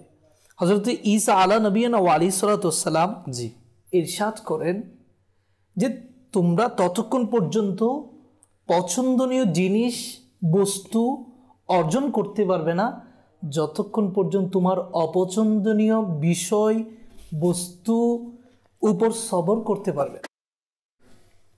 আমার অপছন্দ, এটা আল্লাহ তাআলা হারাম করেছেন, এটার উপর যতক্ষণ পর্যন্ত আমি সবর করতে পারবো না, ধৈর্য ধারণ করতে পারবো না, ধৈর্য ধারণ করতে পারবো না, ততক্ষণ পর্যন্ত যে আমার পছন্দনীয় জিনিস, পছন্দনীয় বস্তু, বিষয় অর্জন করতে পারবো না। হ্যাঁ, এটা কিন্তু আসলে আমাদের, এটা আমাদের জন্য অনেক গুরুত্বপূর্ণ। হয়তো আমার অপছন্দ নয়, কিন্তু এর আল্লাহ তাআলা যে হুকুম আহকাম দিয়েছে এর পেছনে অনেক হিকমত রয়েছে, আমাদের ভালোর জন্যই, ভালোর জন্য। কিন্তু আজকে দেখুন না, আমরা আল্লাহ তাআলার হুকুমকে মানতে নারাজ, অথচ যদি কোনো গবেষক, কোনো পণ্ডিত, কোনো রিসার্চার যারা বলেন কোনো কথাকে আমরা মেনে নিই, কিন্তু আল্লাহ তাআলা যে আমাদের উপর কিছু জিনিস আবশ্যক করেছেন আর কিছু বস্তু জিনিস আমাদের জন্য হারাম করেছেন, এর পেছনে অনেক কারণ রয়েছে। আসলে এগুলা কিন্তু আমাদের ঈমান কতটুকু মজবুত এটা তো পরীক্ষা হবে হালাল এবং হারামের পার্থক্যের মাধ্যমে। অবশ্যই যদি আমি মুসলমান হয়ে, ইমানদার হয়ে যদি হালাল এবং হারামের পার্থক্য না করি, তাহলে আমার ঈমান কতটুকু মজবুত এটা কিভাবে প্রকাশ করব? এই জন্য আল্লাহ তাআলা যে হুকুম দিয়েছেন আমাদেরকে, ওই হুকুমের উপর লব্বাইক থাকতে হবে। আপনি যেটা বললেন, আমাদের সেই হারাম থেকে বেঁচে থেকে হালাল কাজের মধ্যে চলা, এটাও এক প্রকারের ধৈর্য, কারণ আমি হারাম থেকে বাঁচার চেষ্টা করছি। জি, রওয়ায়াতের মধ্যে আরও রয়েছে যে সবরকে যদি, অর্থাৎ ধৈর্যকে যখন মানুষের আকৃতিতে প্রকাশ করা হয়, জি, ওই মানুষটি অত্যন্ত মর্যাদাশীল, সম্মানিত মানুষ হবে। সুবহানাল্লাহ, সুবহানাল্লাহ। যে ধৈর্যকে যদি মানুষের আকৃতিতে প্রকাশ করা হয়, আচ্ছা, এই জন্য উচিত আমাদেরকে ধৈর্য ধারণ করা। এখন হয়তো আমাদের এটা আসবে, সবর করলাম, বাস সবর, আমার উপর কি অনেক কঠিন রোগে আমি আক্রান্ত, তো সবর কিভাবে করব? সবর এভাবে করব যে আল্লাহ তাআলা আমাকে শিফা দিবেন, এবং সাথে সাথে যারা ডাক্তার রয়েছে ডাক্তারের স্বর্ণপন্ন হবে। না, এটাও একটা অনেক দর্শকের প্রশ্ন যে আপনারা বলছেন ধৈর্য ধারণ করুন, ধৈর্য ধারণ করুন, কিন্তু আমি এমন একটা রোগের মধ্যে গ্রেফতার হয়েছি যেটা ডাক্তাররা পর্যন্ত, বিভিন্ন অনেক ডাক্তার আমি দেখিয়েছি, কিন্তু তারা আমাকে কোনো সমাধান দিতে পারছে না। তাহলে আমি এই সময় দিয়ে কীভাবে আমার ধৈর্য ধারণ করার মন মানসিকতা তৈরি হতে পারে? একটা প্রশ্ন অনেক দর্শক এরকম হতে পারে। তো দেখুন না, শিফা দেওয়ার মালিক আল্লাহ, এটা আমাদের বিশ্বাস, ইকিন রাখতে হবে। তো ডাক্তারের পরামর্শও নিতে হবে। দুটোটার সমন্বয় হচ্ছে আমরা যে তাওয়াক্কুল বলি সেটা। যেমন যে এক সাহাবী জিজ্ঞাসা করলেন যে আমি উটকে ছেড়ে দিয়ে তাওয়াক্কুল করব নাকি উটকে বেঁধে তাওয়াক্কুল করব? অবশ্যই বেঁধে ভরসা রাখবো। তখন আল্লাহ রাসূল বললেন যে বেঁধে, উটকে বেঁধে তাওয়াক্কুল করো। তো আমরা পরিপূর্ণ ইয়াকিন রাখতে হবে আল্লাহ তাআলার উপর। আসলে একটা বিষয় কিন্তু যারা হুজুর অসুস্থ হয়, রোগী যারা, তাদের কিন্তু এই ধৈর্য ধরার মন মানসিকতাটা কিন্তু খুব গুরুত্বপূর্ণ একটা বিষয়। এটা কিন্তু এই অসুস্থ অবস্থায় যারা ধৈর্য ধারণ করে, আসলে আমাদের ধৈর্য, আমরা অনেকে এটাও মনে করি যে এখন আমার থেকে অসুখ হয়েছে, এখন মনে করেন আমি আজকে আমার শরীরে অনেক অসুস্থ বা শরীরে আমার অনেক বিষয়, এমন কিছু বিষয় রয়েছে যেগুলো আমার বাহ্যিকভাবে দেখা যাচ্ছে না যে আমি অসুস্থ কিনা, বা আমার ভিতরে অনেক এমন কিছু মারাত্মক রোগ রয়েছে। মনে করেন ফারুক ভাই, আপনি হচ্ছে একজন হুজুর মুবাল্লিগ, ঠিক আছে, আপনার কাছে আমি একটা দোয়ার জন্য বলে একটা বিষয়, এটা আলাদা একটা বিষয়, কিন্তু আমি আপনাকে কোনো একটা কিছু বলে আমি সমাধান পাবো না মনে করেন, কিন্তু আমি এরপর আপনাকে জিনিসটা বর্ণনা করতে রয়েছে। যেমন আমি জানি যে আমার থেকে রোগ হয়েছে, আমি কোনো কিছু সমাধান যদি চাই আমি আল্লাহ পাকের দরবারে দোয়া করব, আর ডাক্তারের কাছে কি ওষুধ আমার একটা চাও, এটা চাইবো, কিন্তু অন্য কাউকে বলে বেড়ানো এটা তো কখনো এটা কাম্য হতে পারে না। তাহলে এটাই কখনো কি ধৈর্য বলা যাবে যে আমি বলছি না আমি ধৈর্য ধারণ করছি? প্রথম আমি যে কথাটা বলেছিলাম সেখানে একটা সবরের জামিল কথা বলেছিলাম। জি জি। আর সবরের জামিলের বিষয়ে আমি বলেছিলাম যে সবরের জামিল কাকে বলে এ বিষয়ে। তো এ বিষয়ে আমি বলছি, সবরের জামিল বলতে বোঝায় আপনার উপর কোনো বিপদ আসলো, জি, আর আপনি বিপদ ছাড়া, অর্থাৎ এমনি স্বাভাবিক যখন খুশিতে থাকেন, আনন্দে থাকেন, কোনো বিপদ অবস্থা ছাড়া মানুষের সাথে যেভাবে আপনি মেলামেশা করেন, তদ্রুপ যখন বিপদ আসছে তখন আপনি মানুষের সাথে মেলামেশা করছেন। মানুষ বুঝতেই পারছে না, আমি যেটা বলছিলাম, যে আপনার উপর এরকম একটা মুসিবত আপনার উপর যাচ্ছে। মানুষকে না বলা, অভিযোগ না করা। হ্যাঁ, তবে এতটুকু এটা তো অবশ্যই দরকার, আপনি অসুস্থ, তো তখন এই অসুস্থ ভালো হওয়ার জন্য, সুস্থতা আপনার যতটুকু ডাক্তারকে বলতে হয় ততটুকু তো অবশ্যই ডাক্তারের সাথে এটা পরামর্শ করতে হবে, ডাক্তারের পরামর্শ নিতে হবে, এটা অবশ্যই, এটার মধ্যে কোনো কি কয়েকজন ব্যক্তিকে আপনার সবকিছু খুলে বলা কিন্তু মানে আপনি একজন যে ডাক্তারও ডাক্তার না রয়েছে না। তাকে আপনি এরকম শত ব্যক্তিকে বলে দিলেন, চারিদিকে খবর করে দিলেন, তো এটা কিন্তু ধৈর্য না। এটা কিন্তু ধৈর্য না, আমি যেটা বলছিলাম। আর আপনি যদি আপনি অসুস্থ, ডাক্তারের সাথে আলোচনা করলেন, ডাক্তার থেকে ওষুধ নিলেন, আপনি খাচ্ছেন এবং আল্লাহ তাআলার উপর ভরসা করছে, আল্লাহ তাআলা আমাকে এই সুস্থতা দিয়েছে এবং এটার যতটুকু দুনিয়াবি একটা সিস্টেম সেটা আমি গ্রহণ করলাম এবং আল্লাহ তাআলা আমাকে শিফা দিলে আমি শিফা হব। এগুলো তো একটা ওসিলা, মাধ্যম। এটা তো শিফা কোনো দিবে না, শিফা হচ্ছে আল্লাহ তাআলাই দিবে, এটা একটা মাধ্যম। আচ্ছা, একটা এই ঘটনা বলি। জি। হযরত বাইজ বুস্তামি রহমতুল্লাহ তাআলা আলাইহি, আচ্ছা, আপনার এই ঘটনাটা কিন্তু বর্ণনা করেছেন মুফতি আহমদ ইয়ারখান নাঈম রহমতুল্লাহ তাআলা আলাইহি, তিনি এটা বর্ণনা করেছেন। তো বাইজ বুস্তামি রহমতুল্লাহ তাআলা আলাইহি তিনি একবার আপনার এভাবে যাচ্ছেন, যেভাবে চলাফেরা করে, তো তিনি দেখলেন হঠাৎ করে একটা বাচ্চা, সে কাদা আছে না, কাদা, জি জি, কাদার মধ্যে সে পড়ে গেল। আচ্ছা। আর তার গায়ে কাদা টাদা লেগে একেবারে ময়লাযুক্ত হয়ে গেল। জি। এখন কেউ তাকে, স্বাভাবিক একটা বাচ্চা কাদা লেগে গেছে, কে তাকে ধরবে, এসে কে তাকে হেল্প করবে? তো এখন কেউ তার পাশে আসে নাই। তার মা যখন তাকে দেখলো, তার মা এসে তাকে দুটো থাপ্পড় দিল। আচ্ছা, থাপ্পড় দিয়ে তারপর তাকে তার কাপড় এগুলো ধুয়ে দিল, ধুয়ে দিয়ে সুন্দর করে তাকে আবার ফ্রেশ করে একেবারে সুন্দর করে তাকে তার কাপড় চোপড় পরানো। বাইদ বুস্তামি রহমতুল্লাহ তাআলা আলাইহি এই ঘটনা দেখে তিনি বললেন, আল্লাহ তাআলা বান্দার সাথে এরকম রহমতপূর্ণ দয়া করে। সুবহানাল্লাহ। এটা কিভাবে? তিনি বলেন, বান্দা যখন গুনাহের মধ্যে, গুনাহের কাদার মধ্যে বান্দা যখন ডুবে যায়, হায় আল্লাহ, তো তখন আল্লাহ তাআলা তার উপর এরকম কিছু মুসিবত কিছু দিয়ে তাকে এভাবে লিপ্ত করে দেন। যে থাপ্পড় মেরেছে, হ্যাঁ, মানে আল্লাহ তাআলা, এটা একটা আল্লাহ তাআলার বান্দার প্রতি একটা মহব্বত। জি জি জি। এরকম মুসিবত যখন আসে তখন সে কি করে? সেই মুসিবতে পড়ে সে কান্না করে আল্লাহ তাআলার দরবারে। আল্লাহ তাআলা তার কান্না, তার তওবা, তার কান্না এগুলোর মাধ্যমে তাকে আবার পরিশুদ্ধ, তাকে গোসল করিয়ে দেন। সুবহানাল্লাহ। বাইদ বুস্তামি রাহমাতুল্লাহ বলে, পরিশুদ্ধ করে তাকে আল্লাহ তাআলা আবার তাকে ফ্রেশ বান্দা করে দেন।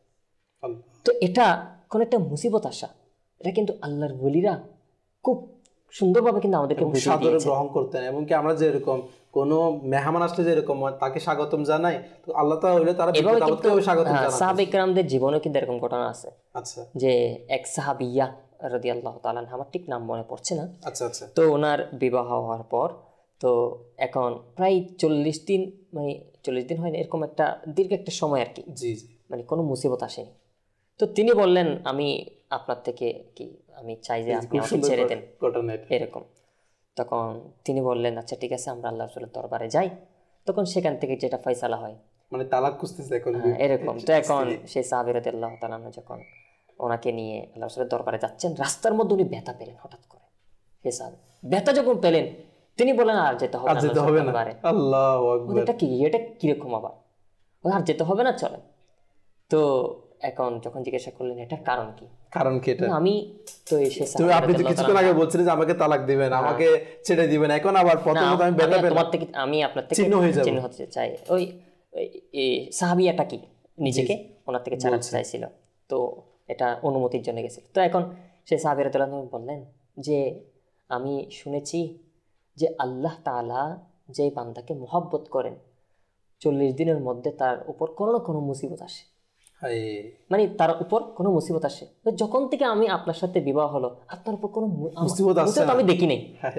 তো আমার ভয় লাগলো এটা, যে আল্লাহ তাআলার দয়া তো আপনার উপর থেকে সরে যায়নি, সেজন্য আমি আপনার থেকে দূরে সরে যেতে চাইছিলাম। কিন্তু যখন আপনার উপর একটা মুসিবত আসছে, তার মানে আল্লাহ তাআলার দয়া আপনার উপর আছে, এই জন্য আমি আপনাকে ছাড়বো না, এখন কি আপনার কাছে থাকবো। সুবহানাল্লাহ। এখন ওনাদের মাইন্ড দেখেন কেমন মন মানসিকতা, বিপদ আসা এটা আল্লাহ তাআলার দয়া মনে করেছেন এবং আল্লাহ তাআলার সাথে সম্পর্ক রয়েছে এরকম মনে করেছেন। আর বিপদ না আসা এটা আল্লাহ তাআলা থেকে দূরত্ব, আল্লাহ তাআলার দয়া সরে গিয়েছে এটা মনে করেছে। আর আমাদের অবস্থা এরকম আজকে পুরো বিপরীত, মানে একটা সামান্যতম যদি একটা বিপদ আসে, বাস আল্লাহ তাআলা আমার উপর নারাজ মনে হয়, অভিযোগ করা শুরু করি। এটাই নাউযুবিল্লাহ, এরকমও তো হয়। কারো যদি সন্তান চলে যায়, সে এমন এমন কথা বলে ফেলে যেগুলোর মাধ্যমে কুফরি হয়ে যায়। নাউযুবিল্লাহ, নাউযুবিল্লাহ। তো এটা আমাদের বিশেষ করে যদি কারো উপরে আসে, তো আসলে প্রস্তুত থাকা দরকার। আমি যেটা নিজের বললাম, মাইন্ড বানিয়ে রাখা আমার আগে থেকে বানিয়ে mind রাখা clear করা দরকার। দরকার। যে কোনো বিপদ আসতে পারে। আমাদের আমরা বেশিরভাগ হঠাৎ হতভম্ব তখন হয়ে যায় যখন আমাদের আগে থেকে কোনো প্রিপারেশন না থাকে। ওইরকম মানুষের বেশি হঠাৎ তারা কি হয়ে যায়, মানে অবাক হয়ে যায়, বা তারা হঠাৎ অনেক সময় হঠাৎ। কিন্তু এটা এই জন্য আমাদের একটা মন মানসিকতা থাকা উচিত আগে থেকে, কারণ আমাদের মন মানসিকতা থাকেই না যে আমি সারা জীবনে সুখী থাকবো, সারা জীবনে আমার কোনো বিপদ আসবে না।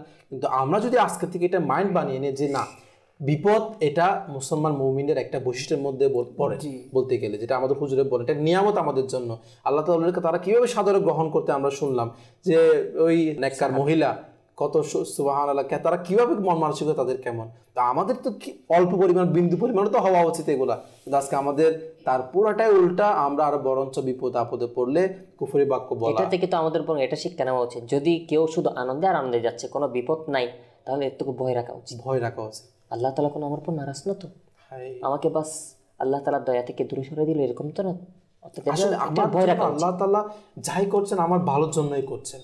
এই মন মানসিকতা যাদের থাকবে, তাহলে তাদের একটা ধৈর্য ধারণ করার আরো একটা কি মন মানসিকতা উৎসাহ পাবে যে আল্লাহ তাআলা আমার এটা যা করেছে আমার জন্য ভালোর জন্য করেছে।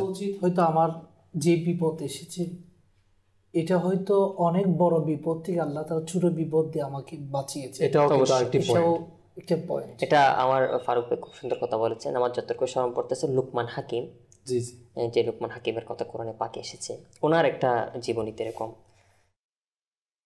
দৃষ্টিতে পড়েছে যে উনি ওনার জীবনে ওনার ছেলেকে নিয়ে একবার সফর করছিলেন, এক জায়গায় যাচ্ছিলেন। আচ্ছা আচ্ছা।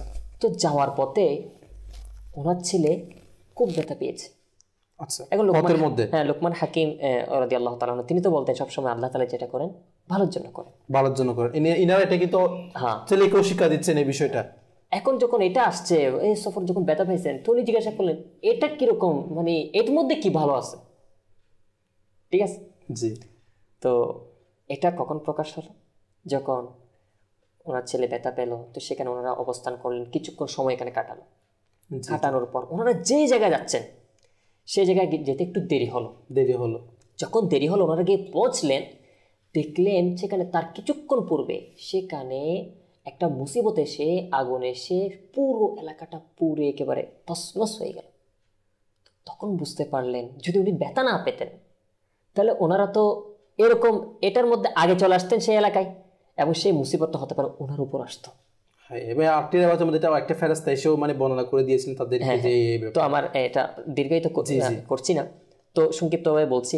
তো লুকমান রাদিয়াল্লাহু তাআলা আনহুর সন্তান তখন বুঝতে পারলেন যে আল্লাহ তাআলা ওই যে ছোট মুসিবত যেটা আমাকে রাস্তায় দিয়েছেন ওটার মাধ্যমে পুরো আমার জানকে বাঁচিয়ে দিলেন, অনেক বড় বিপদ থেকে আমাকে।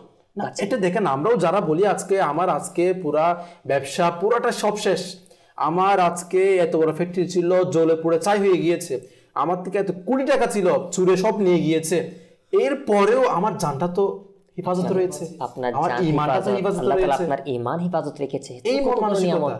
আপনার ঈমান হিফাজত থাকলে আপনার কবর, হাসর, ফুলসিরাত এগুলোর মধ্যে আপনি তো সালামতে থাকবেন অবশ্যই। আর যদি আপনার এগুলো সবগুলো আরো দুনিয়ার দ্বন্দ্ব বেড়ে গিয়েছে, কিন্তু আল্লাহ তাআলা হেফাজত করুক, ঈমানের যদি কোনো ক্ষতি হয় একটু চিন্তা করুন তো কি হবে?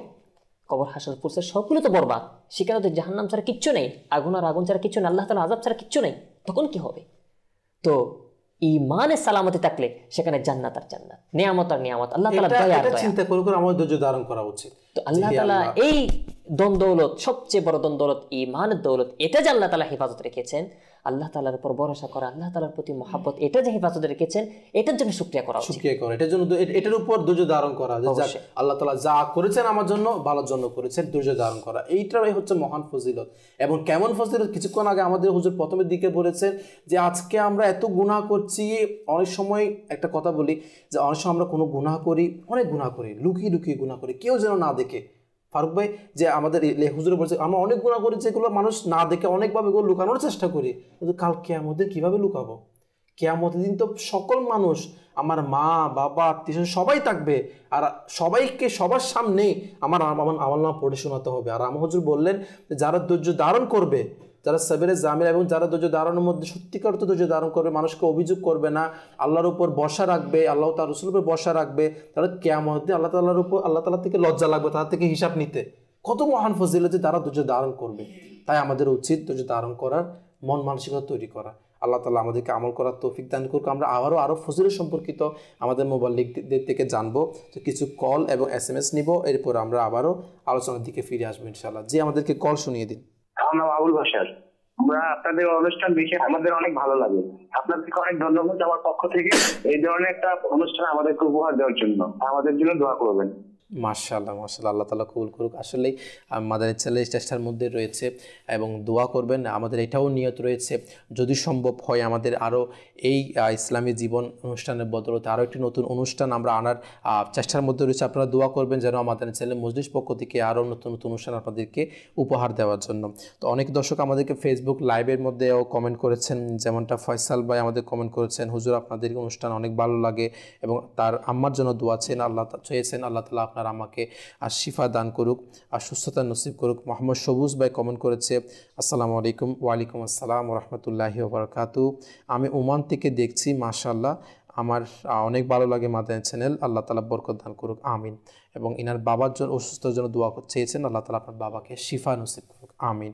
এভাবে মোহাম্মদ রফিক ভাই আমাদের সাথে রয়েছে, অপু আহমদ ভাই আমাদের সাথে রয়েছেন, এভাবে মোহাম্মদ গিয়াসউদ্দিন ভাই আমাদের সাথে রয়েছে, কমেন্ট করেছেন। চট্টগ্রাম পতেঙ্গা থেকে দেখছি, এভাবে আরও মাশাআল্লাহ আরিফুল ইসলাম ভাই আমাদের সাথে রয়েছেন, সালাম দিয়েছেন, ওয়ালাইকুম আসসালাম ওয়া রাহমাতুল্লাহি ওয়া বারাকাতুহু। এবার অনেক দর্শক মাশাআল্লাহ আমাদের কমেন্ট করছেন। হৃদয় ভাই আমাদের সাথে রয়েছেন এবং দোয়ার জন্য অনুরোধ করেছেন।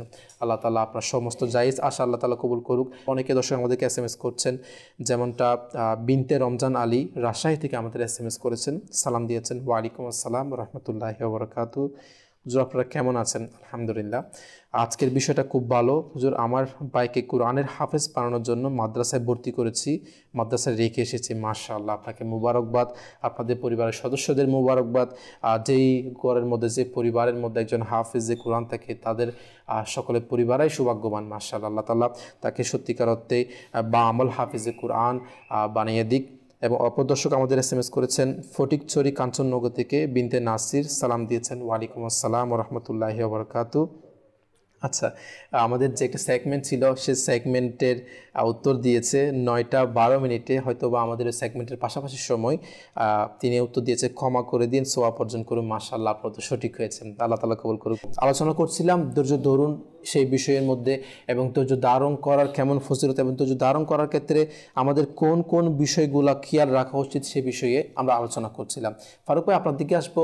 ধৈর্য ধারণ বিষয়ে আসলে আমাদের দুনিয়াবি দিক দিয়ে আমরা যখন বিভিন্ন আমাদের জীবনযাপনের ক্ষেত্রে, এমনকি বিভিন্ন অসুখের ক্ষেত্রে আমরা একটা কথা বললাম, এমনকি একটা বিষয় আমাদের একটা যে প্যান্ডামিক সিচুয়েশন বলেন, আমাদের এই 2020 সালের মধ্যে যে আমাদের একটা করোনা ভাইরাসের একটা যে সময় ছিল, এর মধ্যে কিন্তু অনেক মানুষে কিন্তু তারা তাদের চাকরি হারিয়েছে, তাদের যে একটা ইনকাম করার সে পথটা হারিয়েছে। কিন্তু এখন আলহামদুলিল্লাহ তারা অনেকে কিন্তু এখনও কিন্তু সে বেকারের মধ্যে লিপ্ত, আবার অনেকে কিন্তু এখনও চাকরিও হচ্ছে বা তারা আবার ইনকামের একটি পথ পাচ্ছে। তো আমাদেরও কি এই বিষয়টা ধৈর্য ধারণ করা, এই যে একটা মন মানসিকতা তৈরি হওয়া উচিত, এই বিষয়ে আপনি কী বলেন? যে অবশ্যই, যে এতক্ষণ পর্যন্ত তো আমরা আলোচনা করছিলাম ধৈর্য কেমন হওয়া উচিত। যখনই যে অবস্থা আসুক, কারো হয়েছে, অনেকে এই রোগে আক্রান্ত হয়েছে, বা অনেকে বিপদের মধ্যে লিপ্ত, বা অনেকে বেকার এখন। জি, আল্লাহ তাআলা আমাকে কি করেছেন, হেফাজত করেছেন, এই জন্য তো শুকরিয়া আদায় করা উচিত অবশ্যই। এবং যদি আমার উপর এই বা কোনো মুসিবত আসে, যে কোনো মুসিবত হোক, সেটা রোগ হোক, সেটা মালের ক্ষতি হোক, সেটা আমার চাকরি চলে যাক, সেটা যদি আমার আসে, তখন আমি কি করব, বাস আল্লাহ তাআলা আমার উপর দয়া করেছেন, আল্লাহ তাআলা আমাকে অনেক কঠিন বিপদ থেকে হয়তো বাঁচিয়েছেন, হয়তো এটাই মধ্যে আমার জন্য বালাই ছিল, এটার মধ্যে আমার জন্য ভালো ছিল। এমন না যে মৃত্যু এটা তো নির্ধারিত, অবশ্যই এটা যখন আমাদের হায়াত চলে যাবে তখন মৃত্যু চলে আসবে, যে কোনো দিক দিয়ে হোক। সেটা হয়তো কেউ কঠিন রোগে আক্রান্ত হয়ে, তো কঠিন রোগে আক্রান্ত হওয়াটা হচ্ছে তার মৃত্যুর একটা পূর্বাভাস, এরকম হতে পারে। মৃত্যুর ভয়টা তো আমাদের প্রতিনিয়ত থাকা উচিত এই বিষয়টা। সেখানে একটা কথা খুব আমরা আমাদের যে দর্শকবৃন্দ বলেন, আমরা প্রত্যেকে কিন্তু যারা চাকরি করে, এরা কিন্তু প্রত্যেকে চাকরির কিছু নিয়মাবলী থাকে, এটা সবাই জানে, অবশ্যই চাকরি যারা করে। তো আপনি যেখানে চাকরি করেন না কেন, যে কোনো প্রতিষ্ঠানে, সেই চাকরি করার ক্ষেত্রে যেগুলা আপনাকে আপনার ডিপার্টমেন্ট, আপনি যে ডিপার্টমেন্ট চাকরি করছেন, আপনার প্রধান যেগুলো আপনাকে নিয়ম দেয়, কিছু নিয়ম আছে যেগুলো আপনাকে এই চাকরি করতে হলে এই টাইমের মধ্যে কাজগুলো করতে হবে, আবার এই টাইমের মধ্যে আপনি এই কাজগুলো করতে পারবেন না। আপনাকে নির্দিষ্ট কাম যেগুলো নির্দিষ্ট সময় দেওয়া থাকে এবং একটা নির্দিষ্ট নিয়ম কানুন থাকে। এটা কিন্তু এক প্রকার যদি আপনি গভীরভাবে চিন্তা করেন, এটা একটা সবরের প্রকারের মধ্যে। কিভাবে? আপনাকে যা কিছু করতে বলা হয়েছে এগুলো করা, এটাও কিন্তু এক পর্যায়ে, আর যা কিছু আপনাকে করতে নিষেধ করা হয়েছে এগুলো থেকে বিরত থাকা। আমরা কিন্তু সেখানে কিন্তু ঠিকভাবে এগুলো পালন করি চাকরির ক্ষেত্রে। এটার মধ্যে আমরা কি করি না, দেখুন ঠিক আল্লাহ পাক রব্বুল আলামিন আমাকে আপনাকে সৃষ্টি করেছে, আমাদেরকে সৃষ্টি করে দুনিয়াতে পাঠিয়ে আমাদেরকে আবার আল্লাহ তাআলা ইবাদত করার জন্য আল্লাহ তাআলা এই দুনিয়ায় পাঠিয়ে আমরা কি করব না করব, কি করব সেটাও নির্দিষ্ট করে দিয়েছে, আবার কিসে থেকে বেঁচে থাকবো সেটাও নির্দিষ্ট করে দিয়েছে। তো কি করব এর মধ্যে অনেক কিছু যেগুলা নিষেধ নাই এগুলা করার অনুমতি রয়েছে। তো এর মধ্যে এই যে আল্লাহ তাআলা বলে দিয়েছেন এগুলা করতে হবে, কিছু বিষয় সেগুলো করতেই হবে, যেমন কি নামাজ, যখন রোজা ফরজ হবে রোজা, এবার যেগুলা আপনাকে করতেই হবে এগুলা করার মধ্যে আপনি নিজেকে ঠিকভাবে সেভাবে পেশ করা, আর যেগুলো থেকে বিরত থাকতে হবে এগুলো থেকে বিরত থাকতেই হবে, যেগুলো আল্লাহ তাআলা হারাম করেছেন স্পষ্ট।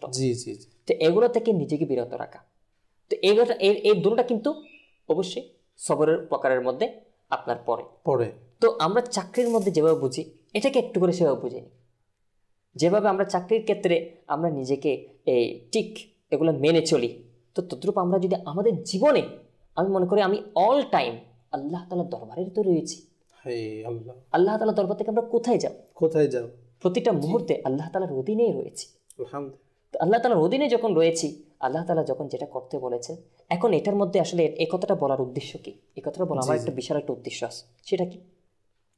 মনে করুন এই যে আপনি বললেন বিভিন্ন সময় আপনার যখন বিভিন্ন দেশের পরিস্থিতি বা অন্যান্য পরিস্থিতির কারণে আপনার এমন অবস্থা হয় চাকরি নাই, কিচ্ছু নাই, কোনো মানে আয় রোজগারের কোনো ব্যবস্থা নাই, হ্যাঁ এরকম হয়। আচ্ছা, এরকম অবস্থা যদি কারো চাকরি করতে গিয়ে সেখানে চাকরি করতেছে সে অবস্থায় বেতন নাই এবং এরকমও হয়, তখন তো ধৈর্য ধরেন আপনি, তখন তো আপনি বাস আপনি বসের সাথে সেটা কি করে নেন, একটা কথাবার্তা বলে একটা ধৈর্য ধরেন, অথবা চাকরি সহজে ছেড়ে দেন না। যখন আল্লাহ তাআলার সাথে আমি আল্লাহ তাআলার বান্দা হিসেবে, তো তখন যদি এরকম কোনো পরিস্থিতি হয়, এরকম কোনো সিচুয়েশন আসে যে আমি একটা হালাল চাকরি পাচ্ছি না, আমি হারামে কেন হাত দিব, আমি একটু ধৈর্য ধরি। এটা কিন্তু একটা প্রশ্ন আসে যে যারা, এটা কিন্তু ধৈর্যের ক্ষতি একটা প্রশ্ন, যে এরকমই যারা ধৈর্য ধরে না, যেমন আপনি একটা বললে কি কোনো মানুষ এখন অনেক সময় তারা চাকরি পাচ্ছে না বা কোনো কিছু করছে না, এমন অনেকে রয়েছে যা তাদেরকে আমি মুবারকবাদ, তারা এমন কিছু কাজ করছে যে সেগুলো আসে আগে করতে চাইতো না, কিন্তু দেখো সে করছে, মুবারকবাদ, কোনোভাবে সে হালাল জীবিকা সে গ্রহণ করার চেষ্টা করছে। কিন্তু অনেক মানুষ এমন, সে ধৈর্য না করার ক্ষতি যদি কি সেটা বলি, তারা এটা করে কি ধৈর্য না ধরে তারা বিভিন্ন হারাম কাজের মধ্যে চলে যায়। এবং সে বেকার আল্লাহ তাআলা ওনার শাসন আমলের সময় যে বিভিন্ন রাজ্যে বিভিন্ন গভর্নর ছিলেন। আচ্ছা, তো একটি রাজ্যের গভর্নর ছিলেন হযরত আবু মুসা আশআরী রাদিয়াল্লাহু তাআলা। আচ্ছা, ওনাকে একটি চিঠি লিখলেন, যেটা ধৈর্যের চিঠি বলতে পারে আমরা। আল্লাহ, তিনি কি লিখেছেন ওই চিঠির মধ্যে? তিনি ধৈর্যের শিক্ষা দিয়েছেন। ওই চিঠিতে তিনি লিখেছেন যে হে আবু মুসা আশআরী, কখনো ধৈর্যের বাঁধ খেয়ে ভেঙেও না, ধৈর্য খেয়ে ধরে রাখো, আঁকড়ে ধরো। এবং এটা জেনে রাখো যে ধৈর্য দুই প্রকার। আচ্ছা, কি কি? এক নম্বর হচ্ছে মুসিবতের উপর সবর করা। সুবহানাল্লাহ। যখন মুসিবত আসবে রাজ্য পরিচালনার ক্ষেত্রে যে কোনোভাবে হোক, হয়তো নিজের উপর বা রাজ্যের মধ্যে মুসিবত আসবে, এটাকে ধৈর্য দিয়ে কি করতে হবে? প্রকাশ করতে হবে। আর তিনি বলছেন আরেকটা ধৈর্য এমন রয়েছে যে ধৈর্য প্রথম ধৈর্যের চেয়ে অধিক উত্তম। সেটা হচ্ছে আল্লাহ তাআলা যে সমস্ত জিনিসকে হারাম করেছে ওই হারামের উপর সবর, ধৈর্য ধরা, অর্থাৎ ওই হারাম থেকে বেঁচে থাকা প্রথম ধৈর্যের চেয়েও বেশি উত্তম। আল্লাহ, মুসিবতের উপর ধৈর্য ধরা, তো এটার তো ফজিলত রয়েছে অবশ্যই, এর চেয়ে আরো বেশি ফজিলত আল্লাহ তাআলা যে আমাদের জন্য যে যা কিছু হারাম করেছে সেটা সেখান থেকে বেঁচে থাকা। এটাই কিন্তু আসলে খুব কঠিনও বলতে গেলে। আমরা সাধারণভাবে আমাদের সাধারণ যারা আমরা আজকে শুনছি, আমরা অনেক সময় যেগুলা কিন্তু আমাদেরকে, আপনি দেখবেন যখন কোনো একটা নিউজ যেটার মধ্যে বলা হয় যে ভাই এই জিনিসটা, বা কোনো একটা জিনিস যেটার মধ্যে বলা হয় যে এটা আপনারা করো না, এটা এই জিনিস, বা মনে করেন একটা বাক্স, এই বাক্সটা খুলিও না, তাহলে আমরা এটা বেশি খুলতে চাই, প্রবৃত্তি চাই যে যেটা মানা করেছে এটা করার জন্য, সেটা নিষেধ করেছে এটা করার জন্য আমাদের মন চায়, আকর্ষণটা আরো বেশি ওটার মধ্যে থাকে। তাহলে এটার মধ্যে, এটা থেকে যারা বাঁচে ফজিলত বেশি। আপনি যেটা বলেন যে আল্লাহ তাআলা বলেছে আপনারা এই কাজটা তোমরা কি রাখো, বিরত থাকো, এটা করলে এটা আল্লাহ তাআলা হারাম করেছে, এটা করলে এটার মধ্যে গুনাহ রয়েছে। তাহলে আমাদের, আমি যখন ধৈর্য ধারণ করব এর প্রতিদান কি? আল্লাহ তাআলা কোরআনুল কারীমের মধ্যে ইরশাদ করছেন, ইন্নামা ইউওয়াফাস সাবিরুনা আজরাহুম বিগাইরি হিসাব। যারা ধৈর্য ধারণ করবে তাদেরকে এমন প্রতিদান দিবেন যা গণনা করা যাবে না। সুবহানাল্লাহ, সুবহানাল্লাহ। ধৈর্যটা এমন হওয়া চাই। আমি ধৈর্য মুখে বললাম আমি ধৈর্য ধরছি, সবর করছি, কিন্তু মানুষকে বলে বেড়াচ্ছি, তো এটা তো প্রকৃত ধৈর্য না। আমি যখন প্রকৃতভাবে ধৈর্য ধারণ করব তখন আল্লাহ তাআলা আমার জন্য অনেক প্রতিদান রেখেছেন। এবং বলা হচ্ছে অন্য আয়াতে যে আল্লাহ তাআলা ধৈর্য ধারণকারীদেরকে দ্বিগুণ দান করবেন। সুবহানাল্লাহ। এবং সে যা আমল করবে এর চেয়েও উত্তম প্রতিদান দান করবেন। সুবহানাল্লাহ, সুবহানাল্লাহ। তিনি ধৈর্য ধারণ করেছেন, একটি আমল করেছেন, বেশি আমল করেননি। আল্লাহ তাআলা যে আমল করেছেন এর চেয়ে দ্বিগুণ আমলের সওয়াব দান করবেন। আল্লাহ, তো এমনই ধৈর্য হওয়া চাই আমাদের। আমরা বুজুর্গানে দিনগুণ কিভাবে ধৈর্য ধারণ করেছেন, আমাদের সাহাবাই কিরাম যে শুনেছি, সাহাবাই কিরামের কেমন ধৈর্য ছিলেন, কেমন তারা ধৈর্য ধরেছেন। হযরত আলী রাদিয়াল্লাহু তাআলা আনহু বলছেন যে ধৈর্য হচ্ছে, ধৈর্যের উপমা দিচ্ছে। ধৈর্যটা কি? মানুষের মাথা যেমন একটি বডির অংশ, গুরুত্বপূর্ণ অংশ, তেমনি ভাবে ঈমানের একটি গুরুত্বপূর্ণ অংশ হচ্ছে ধৈর্য। আল্লাহু আকবার, আল্লাহু আকবার। যেভাবে আমাদের মাথা ছাড়া শরীরকে গণনা করা যায় না, তেমনি ভাবে সবর ছাড়া, ধৈর্য ছাড়া ঈমানকে গণনা করা যায় না। আমাদের দেখেন, আমাদের শরীরে যদি মাথায় সামান্য ব্যথাও হয়, আমাদের পুরা মনে শান্তি, পুরা শরীরে শান্তি থাকে না। দেখুন না, পুরা বডি আছে কিন্তু কি নেই, মাথা নেই। তাহলে এটা তো কোনো মানুষই হলো না, দেখলে মানুষ আরো ভয় পাবে। মানে ধৈর্যটা ঈমানের সাথে এমন রিলেটেড, মানে ঈমানের মধ্যে ঈমানের মজবুতি অনেক কঠিন। কারণ যখন ধৈর্য থাকবে না, ধৈর্যের মন মানসিকতা থাকবে না, তখন আপনার সামান্য মুসিবতে আপনার ঈমান হয়তো বিচ্যুত হতে পারে। ঈমান হয়তো আপনার থেকে ঈমান চলে যেতে পারে। আমি প্র্যাকটিক্যালি দেখি না, আপনি যেটা বললেন না, ধৈর্যটা কেন, ধৈর্যটাকে এত মূল বলা হচ্ছে। যখন যার মধ্যে ধৈর্যটা একদমই নাই, তখন সে কি করবে? মুখের মধ্যে বিভিন্ন মুখ দিয়ে কুফরি বাক্য বলে, যেটা আমার কিছুক্ষণ আগে বলেছেন আল্লাহ তাআলার বিরুদ্ধে। সাহাবায়ে কেরামকে কেমন অবস্থাতে ধৈর্যের কথা বলছেন, যখন হযরত আম্মার বিন ইয়াসির রাদিয়াল্লাহু তাআলা আনহুকে যখন কষ্ট দিচ্ছে, ওনার মা আম্মাজানকে যখন কষ্ট দিয়েছে, আচ্ছা, যখন আমার নবী যাচ্ছেন বা আমার নবী দেখছেন, তখন তিনাকে কি বললেন? ধৈর্য ধারণ করুন। দেখুন নিজের জানের উপর খতরা, কেমন কষ্ট দিয়েছিলেন। তখনই আমার নবীর শিক্ষা হচ্ছে ধৈর্য ধারণ করুন। ইনশাআল্লাহ এর প্রতিদান কিয়ামতের দিন দেখতে পাবেন। সুবহানাল্লাহ। আপনি দেখেন, আসলে আমাদেরকে মুসলমানদেরকে, যারা মুসলমান মুমিন, বিপদ আপদ আসবেই। হুজুর আফাত হুজুর, আমরা মুসলমান মুমিনরা তো জান্নাতে যাবে, মুমিনরাই জান্নাতে যাবে। এবং কিতাবের মধ্যে এটাও রয়েছে না, মুমিনদের একটা মুসলমানদের যে বিপদ এভাবেই আসে, যেরকম উপরে ঝর্ণা থেকে পানি যেরকম অতিবাহিত হয়, যত জোরে আসে। একটা কথা বলি যে আমাদের উপর যে মুসিবত আসে, অর্থাৎ মুমিনদের উপর, এটা মনে করেন দুনিয়ার মধ্যে যে মানুষ আছে না, টাকা জমায় ব্যাংকের মধ্যে, ঠিক আছে না, এগুলো এক সময় কাজে লাগায়। তো কারো উপর এভাবে কোনো মুসিবত আসা, এটা এক প্রকার মনে করেন আখিরাতের ব্যাংকে জমা হচ্ছে, স্পেশাল তার জন্য। স্পেশাল কেন বলছি? আল্লাহ পাক রব্বুল আলামিন কোরআনে পাকে যাদেরকে মোহাব্বতের কথা বলেছেন, যে এদেরকে আল্লাহ তাআলা মোহাব্বত করে, এক প্রকার মনে করেন ইন্নাল্লাহা ইউহিব্বুত তাওয়াবিনা ওয়া ইউহিব্বুল মুতাত্তাহিরিন, যারা তওবা করেন আবার যারা পবিত্রতা অর্জন করে, এদেরকে আল্লাহ তাআলা মোহাব্বত করেন। এভাবে এক আয়াতে এসেছে ওয়াল্লাহু ইউহিব্বুস সাবিরিন, আল্লাহ পাক রব্বুল আলামিন যারা ধৈর্য ধারণ করে তাদেরকে আল্লাহ তাআলা মোহাব্বত করে। সুবহানাল্লাহ, সুবহানাল্লাহ। এখন কোনো মুসিবত আসলে আপনি যে ধৈর্য ধরেছেন, এটার জন্য আল্লাহ তাআলা, এই যে আমি বললাম আখিরাতের আপনি ব্যাংকে কি করছেন, জমা করছেন। কোরআনে পাকে আল্লাহ পাক রব্বুল আলামিন ইরশাদ করেন উলাইকা ইউতাউনা আজরাহুম মাররাতাইন বিমা সাবার, যাদের উপর মুসিবত আসবে না, এরকম মুসিবত আসার কারণে যারা ধৈর্য ধারণ করবে, আল্লাহ পাক রব্বুল আলামিন তাদের জন্য 2 বার তাদের প্রতিদান দেওয়ার কথা বলেছে। সুবহানাল্লাহ, একবার না 2 বার তাকে প্রতিদান দিবে।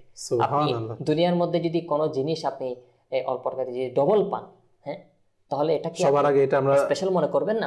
এটা নেওয়ার জন্য সবাই মারামারি যা করা সবকিছু করে নেবে। তো তদ্রুপ আমরা যদি আখিরাতের জন্য স্পেশাল কোনো নিয়ামত আল্লাহ তাআলার পক্ষ থেকে যদি পেতে চাই, তার মধ্যে এটা একটা। তারপর এই আয়াতে পাক ফারুক ভাই বলেছেন ইন্নামা ইউওয়াফাস সাবিরুনা আজরাহুম বিগাইরি হিসাব।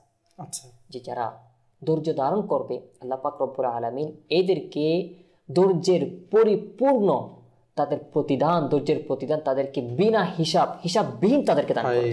সুবহানাল্লাহ। আমরা যদি একটা জিনিস লক্ষ্য করি, জি হযরত আলী রাদিয়াল্লাহু তাআলা আনহু ইরশাদ করছেন, দেখুন প্রত্যেক কিছুর একটা ভিত্তি থাকে, প্রত্যেক কিছুর ভিত্তি থাকে, একটা যেমন ফাউন্ডেশন থাকে।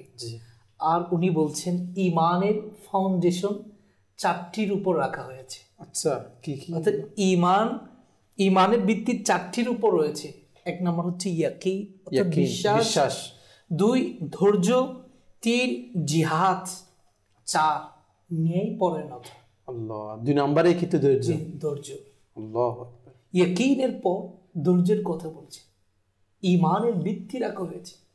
যখন ধৈর্যের পিলারটা নড়বড় হয়ে যাবে না, তখন বাকি 3টাও কি হয়ে যাবে? নড়বড় হয়ে যাবে। এগুলো হয়তো ভেঙে আসতে পারে। জি। এবং যারা ধৈর্য ধারণ করে, জি, হযরত আলী রাদিয়াল্লাহু তাআলা আনহু বলছেন তাদের জন্য ঈদিলান ইলাওয়াত রয়েছে। আচ্ছা, এটা কি বলা হচ্ছে? ঈদিলান মানে হচ্ছে এর দ্বারা উদ্দেশ্য নামাজ এবং রহমত, আর ইলাওয়াতের উদ্দেশ্য হচ্ছে হেদায়েত। হায় আল্লাহ। তখন তিনি এই আয়াত, আল্লাহ তাআলা কোরআন কারীমের এই আয়াত তিলাওয়াত করলেন, উলাইকা আলাইহিম সালাওয়াতুম মির রাব্বিহিম ওয়া রাহমা ওয়া উলাইকা হুমুল মুহতাদুন। আল্লাহু আকবার। যারা সবর করবে, ধৈর্য ধারণ করবে, তারা আল্লাহ তাআলার রহমত, আল্লাহ তাআলার দয়ার মধ্যে থাকবে এবং তারাই হেদায়েত প্রাপ্ত হবে। সুবহানাল্লাহ, সুবহানাল্লাহ। তারাই হেদায়েত প্রাপ্ত হবে। এটা তো আল্লাহ তাআলা বলে দিয়েছেন, মুসিবত আসবে, শুধু জীবনটা সুখের হবে এমন না। সুখ দুঃখর সমন্বয় হচ্ছে জীবন। আপনি এতক্ষণ পর্যন্ত আলোচনা করছেন আমার আরফাত ভাই, অল থিন্দে সুখের মধ্যে থাকবো, এটা না। এটাও আমার সবসময় সুখের মধ্যে থাকাটাও আমার জন্য বিপজ্জনক হতে পারে। জি, বিপদ হতে পারে। তো যখনই যেই অবস্থা হোক, সাহাবায়ে কেরামের এমন ইয়াকিন ছিল, যখন যে অবস্থায় আসুক বাস ঈমানের উপর অটল থাকবো। অবশ্যই ঈমানের উপর অটল থাকবো, যতই ঝড় তুফান আসুক ঈমানের উপর অটল। আসলে কিন্তু জি ভাই, আপনার এটা কিন্তু রিওয়ায়াতে এসেছে, আল্লাহর হাবিব সাল্লাল্লাহু তাআলা আলাইহি ওয়া সাল্লাম এটা ইরশাদ করেছেন, আল্লাহ পাক রব্বুল আলামিন বান্দাকে যেহেতু মহব্বত করেন, তো বান্দার জন্য কিন্তু যাদেরকে আল্লাহ তাআলা নৈকট্য, আল্লাহ তাআলা বেশি মহব্বত করে না, তাদের জন্য কিন্তু স্পেশাল একটা মাকাম, মর্যাদা আল্লাহ তাআলা নির্ধারণ করেছেন। তো রিওয়ায়াতে আসতেছে, তো এরকম ব্যক্তির জন্য আপনার যে মাকাম মর্যাদা আল্লাহ তাআলা নির্ধারণ করেছেন, তো বান্দা যদি সেই মাকাম, সেই মর্যাদায় পৌঁছতে না পারে, তখন আল্লাহ তাআলা সেই বান্দার শারীরিক, সেই বান্দার ধনসম্পদে, সেই বান্দার সন্তান সন্ততি, এগুলোর মাধ্যমে আল্লাহ তাআলা তাকে পরীক্ষা লিপ্ত করে। সুবহানাল্লাহ। মানে আল্লাহ কোনো ব্যক্তি যদি কোনো এমন মর্যাদায় পৌঁছে চাচ্ছে, সেটা তার আল্লাহ তাআলা ওনার জন্য নির্ধারণ করেছেন যে এই বান্দাকে এরকম একটা মর্যাদা আল্লাহ তাআলা দেওয়া হবে। আর সেই মর্যাদা সে তার আমলে পৌঁছতে পারবে না, পারছে না বা পারবে না, সে আমল তার জীবন আর হায়াতের মধ্যে সেরকম আমলকে সে পৌঁছতে পারবে না। তখন আল্লাহ তাআলা তাকে এরকম পরীক্ষা দান করেন। সুবহানাল্লাহ। এরকম পরীক্ষাগুলো দিয়ে তখন তাকে সেই পরীক্ষার মাধ্যমে আল্লাহ তাআলা তাকে আবার সেই পরীক্ষাতে সে যেন কি করে পাশ হয়, সেই পরীক্ষার মধ্যে ধৈর্য ধারণ করতে পারে, সেই ধৈর্য আল্লাহ তাআলা ওনাকে দান করেন। আর এটার মাধ্যমে আল্লাহ পাক রব্বুল আলামিন আস্তে আস্তে আল্লাহ তাআলা যেই মর্যাদা তার জন্য রেখেছেন সেই মর্যাদা পর্যন্ত তাকে পৌঁছে দেন। সুবহানাল্লাহ। সেটা কিন্তু আসলে খুব শিক্ষণীয় বিষয় এবং আমাদের জন্য, এবং এটাও কিন্তু ধৈর্য ধারণ করব কেন সেটা কিন্তু অনেক বড় একটি উত্তর। আসলে আমরা কত বড় সৌভাগ্যবান যে যারা হয়তো বা বিপদের মধ্যে ধৈর্য ধারণ করে। আপনার জন্য সুসংবাদ যে আমরা হয়তো বা যে মর্যাদা আল্লাহ তাআলা চাচ্ছেন যে আমাদের একটা ধৈর্য ধারণ করার ফজিলত আমাদের জন্য একটা আমরা শ্রবণ করলাম যে একটা মর্যাদা আমাদের পৌঁছানোর জন্য, যারা তার বিপদ আপদে যারা ধৈর্য ধারণ করবে তারাও ওই মর্যাদার মধ্যে পৌঁছতে পারে। আসলে আরেকটা প্রশ্ন এটা করব, একটা বিষয় মাদানী ফুল এসে পরামর্শ দিবেন যে আমরা অনেকেই রয়েছে যারা কি করে মনে করেন তার সন্তান একটা অনেক বছর পরে মা বাবা পায়, অনেক নিয়ামতের অনেক বছর পরে, কিন্তু দেখা যায় ওই সন্তানও ইন্তেকাল হয়ে গেল ছোট অবস্থায় কোনো, তখন এই সময় কিন্তু ধৈর্য ধারণ করা মা বাবার এটা কিন্তু খুব একটা কঠিন পরীক্ষার একটা বিষয়। এটা আমরা ওই যে বললাম হযরত আইয়ুব আলাইহিস নবী, আমি কিন্তু এটা বলতে চাচ্ছি, আমরা কিন্তু পূর্ববর্তী বুজুর্গদের জীবনী পড়ি না, আমরা ইলমে দিন আমাদের পূর্ববর্তী নবীগণের জীবনী পড়ি না। আমরা কিন্তু এই যে আমি বললাম সন্তান হারা, বা আপনি বললেন যে বিপদ আপদ সম্পদের হারা, বা আপনি যদি বলেন এইভাবে আরো বিভিন্ন উদাহরণ যদি দেন, প্রত্যেকটা উদাহরণ কিন্তু আমাদের নবীদের পূর্ববর্তী বুজুর্গদের জীবনীদের মধ্যে কিন্তু আমরা পাই। তারা এই বিপদে কি করেছে, অমুক বিপদে কি করেছে, কিন্তু আমরা পড়ি না বলেই, ইলমে দিন শিক্ষা গ্রহণ করি না বলে আমরা এগুলো জানি না। আপনি বলতে সম্পদের মধ্যে আমি কিভাবে ধৈর্য ধারণ করবো, আপনি আইয়ুব আলাইহিস সালাম উদাহরণ দিলেন। আমরা যদি সন্তানের কথা বলি তাহলে আরো আপনি এভাবে ইব্রাহিম আলাইহিস সালামের জীবনীও আসে অনেক সময়, জি, তারপরে আইয়ুব আলাইহিস সালামের জীবনীও আসে। তো এগুলো যদি আমরা পড়ি তাহলে কিন্তু রাসূল সাল্লাল্লাহু আলাইহি ওয়াসাল্লামের শাহজাদাকেও তো আল্লাহ তাআলা খুব অল্প বয়সে, তো এভাবে আমরা কিন্তু পড়ি না এগুলো। আল্লাহ তাআলা কিন্তু যাদেরকে পছন্দ করেন পরীক্ষা আসতে পারে, কিন্তু আমাকে মনে করতে হবে যে কোনো পরীক্ষা আসলে এটা আল্লাহ তাআলা আমার উপর দয়া করছেন, এটাই হচ্ছে কোনো মুসিবত আসা মানে আল্লাহ তাআলা দয়া হচ্ছে আপনার উপর, কখনো আপনি এটাকে নেগেটিভ নেবেন না। তো আমরা অনেকে তো সামনের ব্যক্তি হয়তো নেগেটিভ নিতে পারে, আমি তো পজিটিভ থাকি, অবশ্যই আমার উপর যদি কোনো মুসিবত আসে আমি আল্লাহ তাআলার উপর ভরসা করি, আমি ধৈর্য ধারণ করি, কারণ ধৈর্য ধারণ যদি আমি করি আল্লাহ তাআলা আমাকে প্রতিদান দিবেন। আমাকে অন্য কেউ কি বলছে সেদিকে না তাকিয়ে আমাকে আমার রব তাআলা যে কি দয়া করছে আমি সেদিকে তাকাই।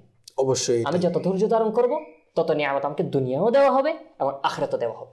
সুবহানাল্লাহ, সুবহানাল্লাহ। প্রিয় দর্শক, তো ধৈর্য ধারণ অবশ্যই করব, এবং এটাকে ধৈর্য ধারণ কখনো বলা যায় না যে আমি আমার উপর যে বিপদ এসেছে, আমি আমার উপর যে রোগ হয়েছে, আমি অমুক পেরেশানির মধ্যে রয়েছি, এবং এই পেরেশানি, এই রোগ, এই বিপদ নিয়ে পুরা সমাজের মানুষকে অভিযোগ করব, পুরা সমাজের মানুষের কাছে এগুলা বলিয়ে বেড়াবো, এটা কিন্তু কখনো ধৈর্য ধারণ করার মধ্যে আসে না। আবার অনেকে কিন্তু এরকম বলে বেড়ানোর পরেই তার থেকে যদি জিজ্ঞেস করা হয় তাহলে সে বলে যে হ্যাঁ হুজুর আমি তো ধৈর্য ধারণ করছি। কোথায় ধৈর্য ধারণ করছে? আপনি সবাইকে বলে বেড়াচ্ছেন, আপনার দোষের কথা সবাই জানছে, তাহলে কীভাবে এটা ধৈর্য ধারণ করা হলো, আর কীভাবে এটা আল্লাহ তাআলা রাসূলের উপর ভরসা করা হলো? তো এই অবশ্যই আমরা ধৈর্য ধারণ করব এবং কাউকে অভিযোগ করব না। তো শেষ পর্যায়ে ফারুক ভাই আমাদের কি দেন? চেষ্টাও করি। আমি একটা পয়েন্ট আলোচনা করার জন্য চাচ্ছিলাম, হয়তো আমাদের মধ্যে অনেকেই পড়ালেখার মধ্যে রয়েছে, আমাদের একটা উদ্দেশ্য পড়ালেখা শেষ করে তো হালাল রুজি রোজগার করতে হবে, এটাও হতে পারে, করতে হবে। তো দেখুন অনেকে মানে অধৈর্য হয়ে যায়, পড়ালেখা শেষ করেছি মানে চাই যে পড়ালেখা শেষ করা মাত্র আমার চাকরি হয়ে যায়, বা অনেকে মানে ধৈর্য আর ধরতে পারছেন না, পড়ালেখা শেষ করেছি 1 বছর হয়েছে এখনো আমার চাকরি হচ্ছে না, কেন হচ্ছে না, এমন অভিযোগ। আসলে আমাদের উচিত সেক্ষেত্রে আমরা চেষ্টা করে যাই, ইনশাআল্লাহ দেখবেন যে চেষ্টা করে সে পায়। এবং চেষ্টার সাথে সাথে আমরা দোয়া করি, হে আল্লাহ আমাকে একটি হালাল রুজি রোজগারের ব্যবস্থা করে আসান করে দিন। দোয়া হচ্ছে মুমিনের হাতিয়ার যারা। এবং আসলে দেখুন একটা চিন্তা করার বিষয়, সেটা হচ্ছে আমরা ধৈর্য যদি ধরতে না পারি, মানে আর ধৈর্য ধরতে পারছি না, মানুষের নফস তো আছে, তো আসলে দোয়া করা চাই আমাকে ধৈর্যের তৌফিক দান করে হেল। আমিন আমিন। আসলে এটাই কিন্তু এটা যখন আমি আল্লাহ তাআলার পক্ষ থেকে ধৈর্যের তৌফিক পেয়ে যাব, দেখবেন ইনশাআল্লাহ আমিও ধৈর্য ধারণ করতে পারবো। অবশ্যই অবশ্যই দোয়া তো করা যারা উচিত আমাদের। স্টুডেন্ট রয়েছে, আমি বাস এটা আরজ করব, এটা রিকোয়েস্ট করব যে আমরা ধৈর্য ধারণ করি, চালিয়ে যাই, চেষ্টা করি, জি জি। হালাল রুজি রোজগারের জন্য যে কোনো একটা পন্থা অবলম্বন করি। এটা কিন্তু যে কোনো ক্ষেত্রে আমি কোনো বিপদে পড়েছি, আমি ধৈর্য ধারণ করবো, তার পাশাপাশি বিপদ থেকে কিভাবে উদ্ধার হওয়া যায় চেষ্টা করে যেতে হবে, প্রতিটা ক্ষেত্রে চেষ্টা করে যেতে হবে। উচিত যে আপনি যে কোনো কাজ আপনার কাছে অফার আসলো, সেই কাজটা আপনি ছোট বড় এদিকে দেখা উচিত না। জি জি। আমরা বেশিরভাগ দেখি এটার মান মর্যাদা কেমন সেদিকে তাকাই, কিন্তু এটা হালাল কিনা সেদিকে তাকাই, সেটা তাকাই না। তো এটা হালাল কিনা আমরা সেদিকে তাকাই, আল্লাহ তাআলার উপর ভরসা করি, তাহলে অবশ্যই আল্লাহ তাআলা দয়া করবে। অনেকে এমন রয়েছে একটা চাকরি মিলেছে হালাল রুজির, এরপর এটার উপর সন্তুষ্ট থাকতে পারি না আমরা। এটা সবচেয়ে আমাদের জন্য বিপজ্জনক, মারাত্মক। অল্প তুষ্টির মধ্যে আমরা সন্তুষ্ট থাকতে পারি। আসলে অল্প তুষ্টি এটা কিন্তু অনেক বড় নিয়ামত, যার মধ্যে অল্প তুষ্টি এসে যায় আসলে কিন্তু তার বলতে গেলে পেরেশানি বিষয়টা কিন্তু তার জীবন থেকে আর নিঃশেষ হয়ে যায়। আসলে আমাদের উচিত ধৈর্য ধারণ করা এবং অল্প তুষ্টির মধ্যে শুকরিয়া জ্ঞাপন, অল্প তুষ্টির মধ্যে সন্তুষ্টি থাকা, এটাই হচ্ছে অনেক বড় নিয়ামত। তো প্রিয় দর্শক, আলোচনা করছিলাম আজকে অনেকক্ষণ যে ধৈর্য ধরুন, আসলে ধৈর্য ধারণ করা মুসলমানের জন্য অনেক বড় নিয়ামত। তো নিয়ত করি আমরা আজকে এই আলোচনার মধ্যে ধৈর্য ধারণ করার অনেক ফজিলত শ্রবণ করা, বিভিন্ন উদাহরণ দিয়েও আপনাদের কাছে আমরা তুলে ধরার চেষ্টা করলাম ধৈর্য ধারণ করার বিষয়ে। তো আল্লাহ তাআলা আমাদেরকে এই ধৈর্য ধারণ করার উপর আমল করার তৌফিক দান করুক, এবং ইসলামী জীবনে এই অনুষ্ঠানটি আমরা আলহামদুলিল্লাহ অনেক এপিসোড আমরা আগিয়েছি, এবং হয়তো বা এটাও হতে পারে যদি আল্লাহ তাআলা চায় আমরা নতুন অনুষ্ঠান নিয়ে আপনাদের কাছে উপস্থিত হতে পারি, অথবা আগামীও আবার ইসলামী জীবন অনুষ্ঠানে আপনাদের কাছে আমরা উপস্থিত হতে পারি। কোনো ভুল ত্রুটি হলেও আমাদের ক্ষমা দৃষ্টিতে দেখবেন। আল্লাহ তাআলা আমাদেরকে যা কিছু শ্রবণ করেছি নিজেও আমল করে অপরের কাছে পৌঁছে দিয়ে নেকি হাসিল করে সে তৌফিক আল্লাহ তাআলা আমাদেরকে দান করুক। আমিন। বিজাহিন নবীল আমিন সাল্লাল্লাহু তাআলা আলাইহি ওয়া আলিহি ওয়াসাল্লাম। সাল্লু আলাল হাবিব সাল্লাল্লাহু তাআলা আলা মুহাম্মদ সাল্লাল্লাহু তাআলা আলাইহি ওয়া আলিহি ওয়াসাল্লাম। ইসলামী জীবন, ইসলামী জীবন, ইসলামী জীবন।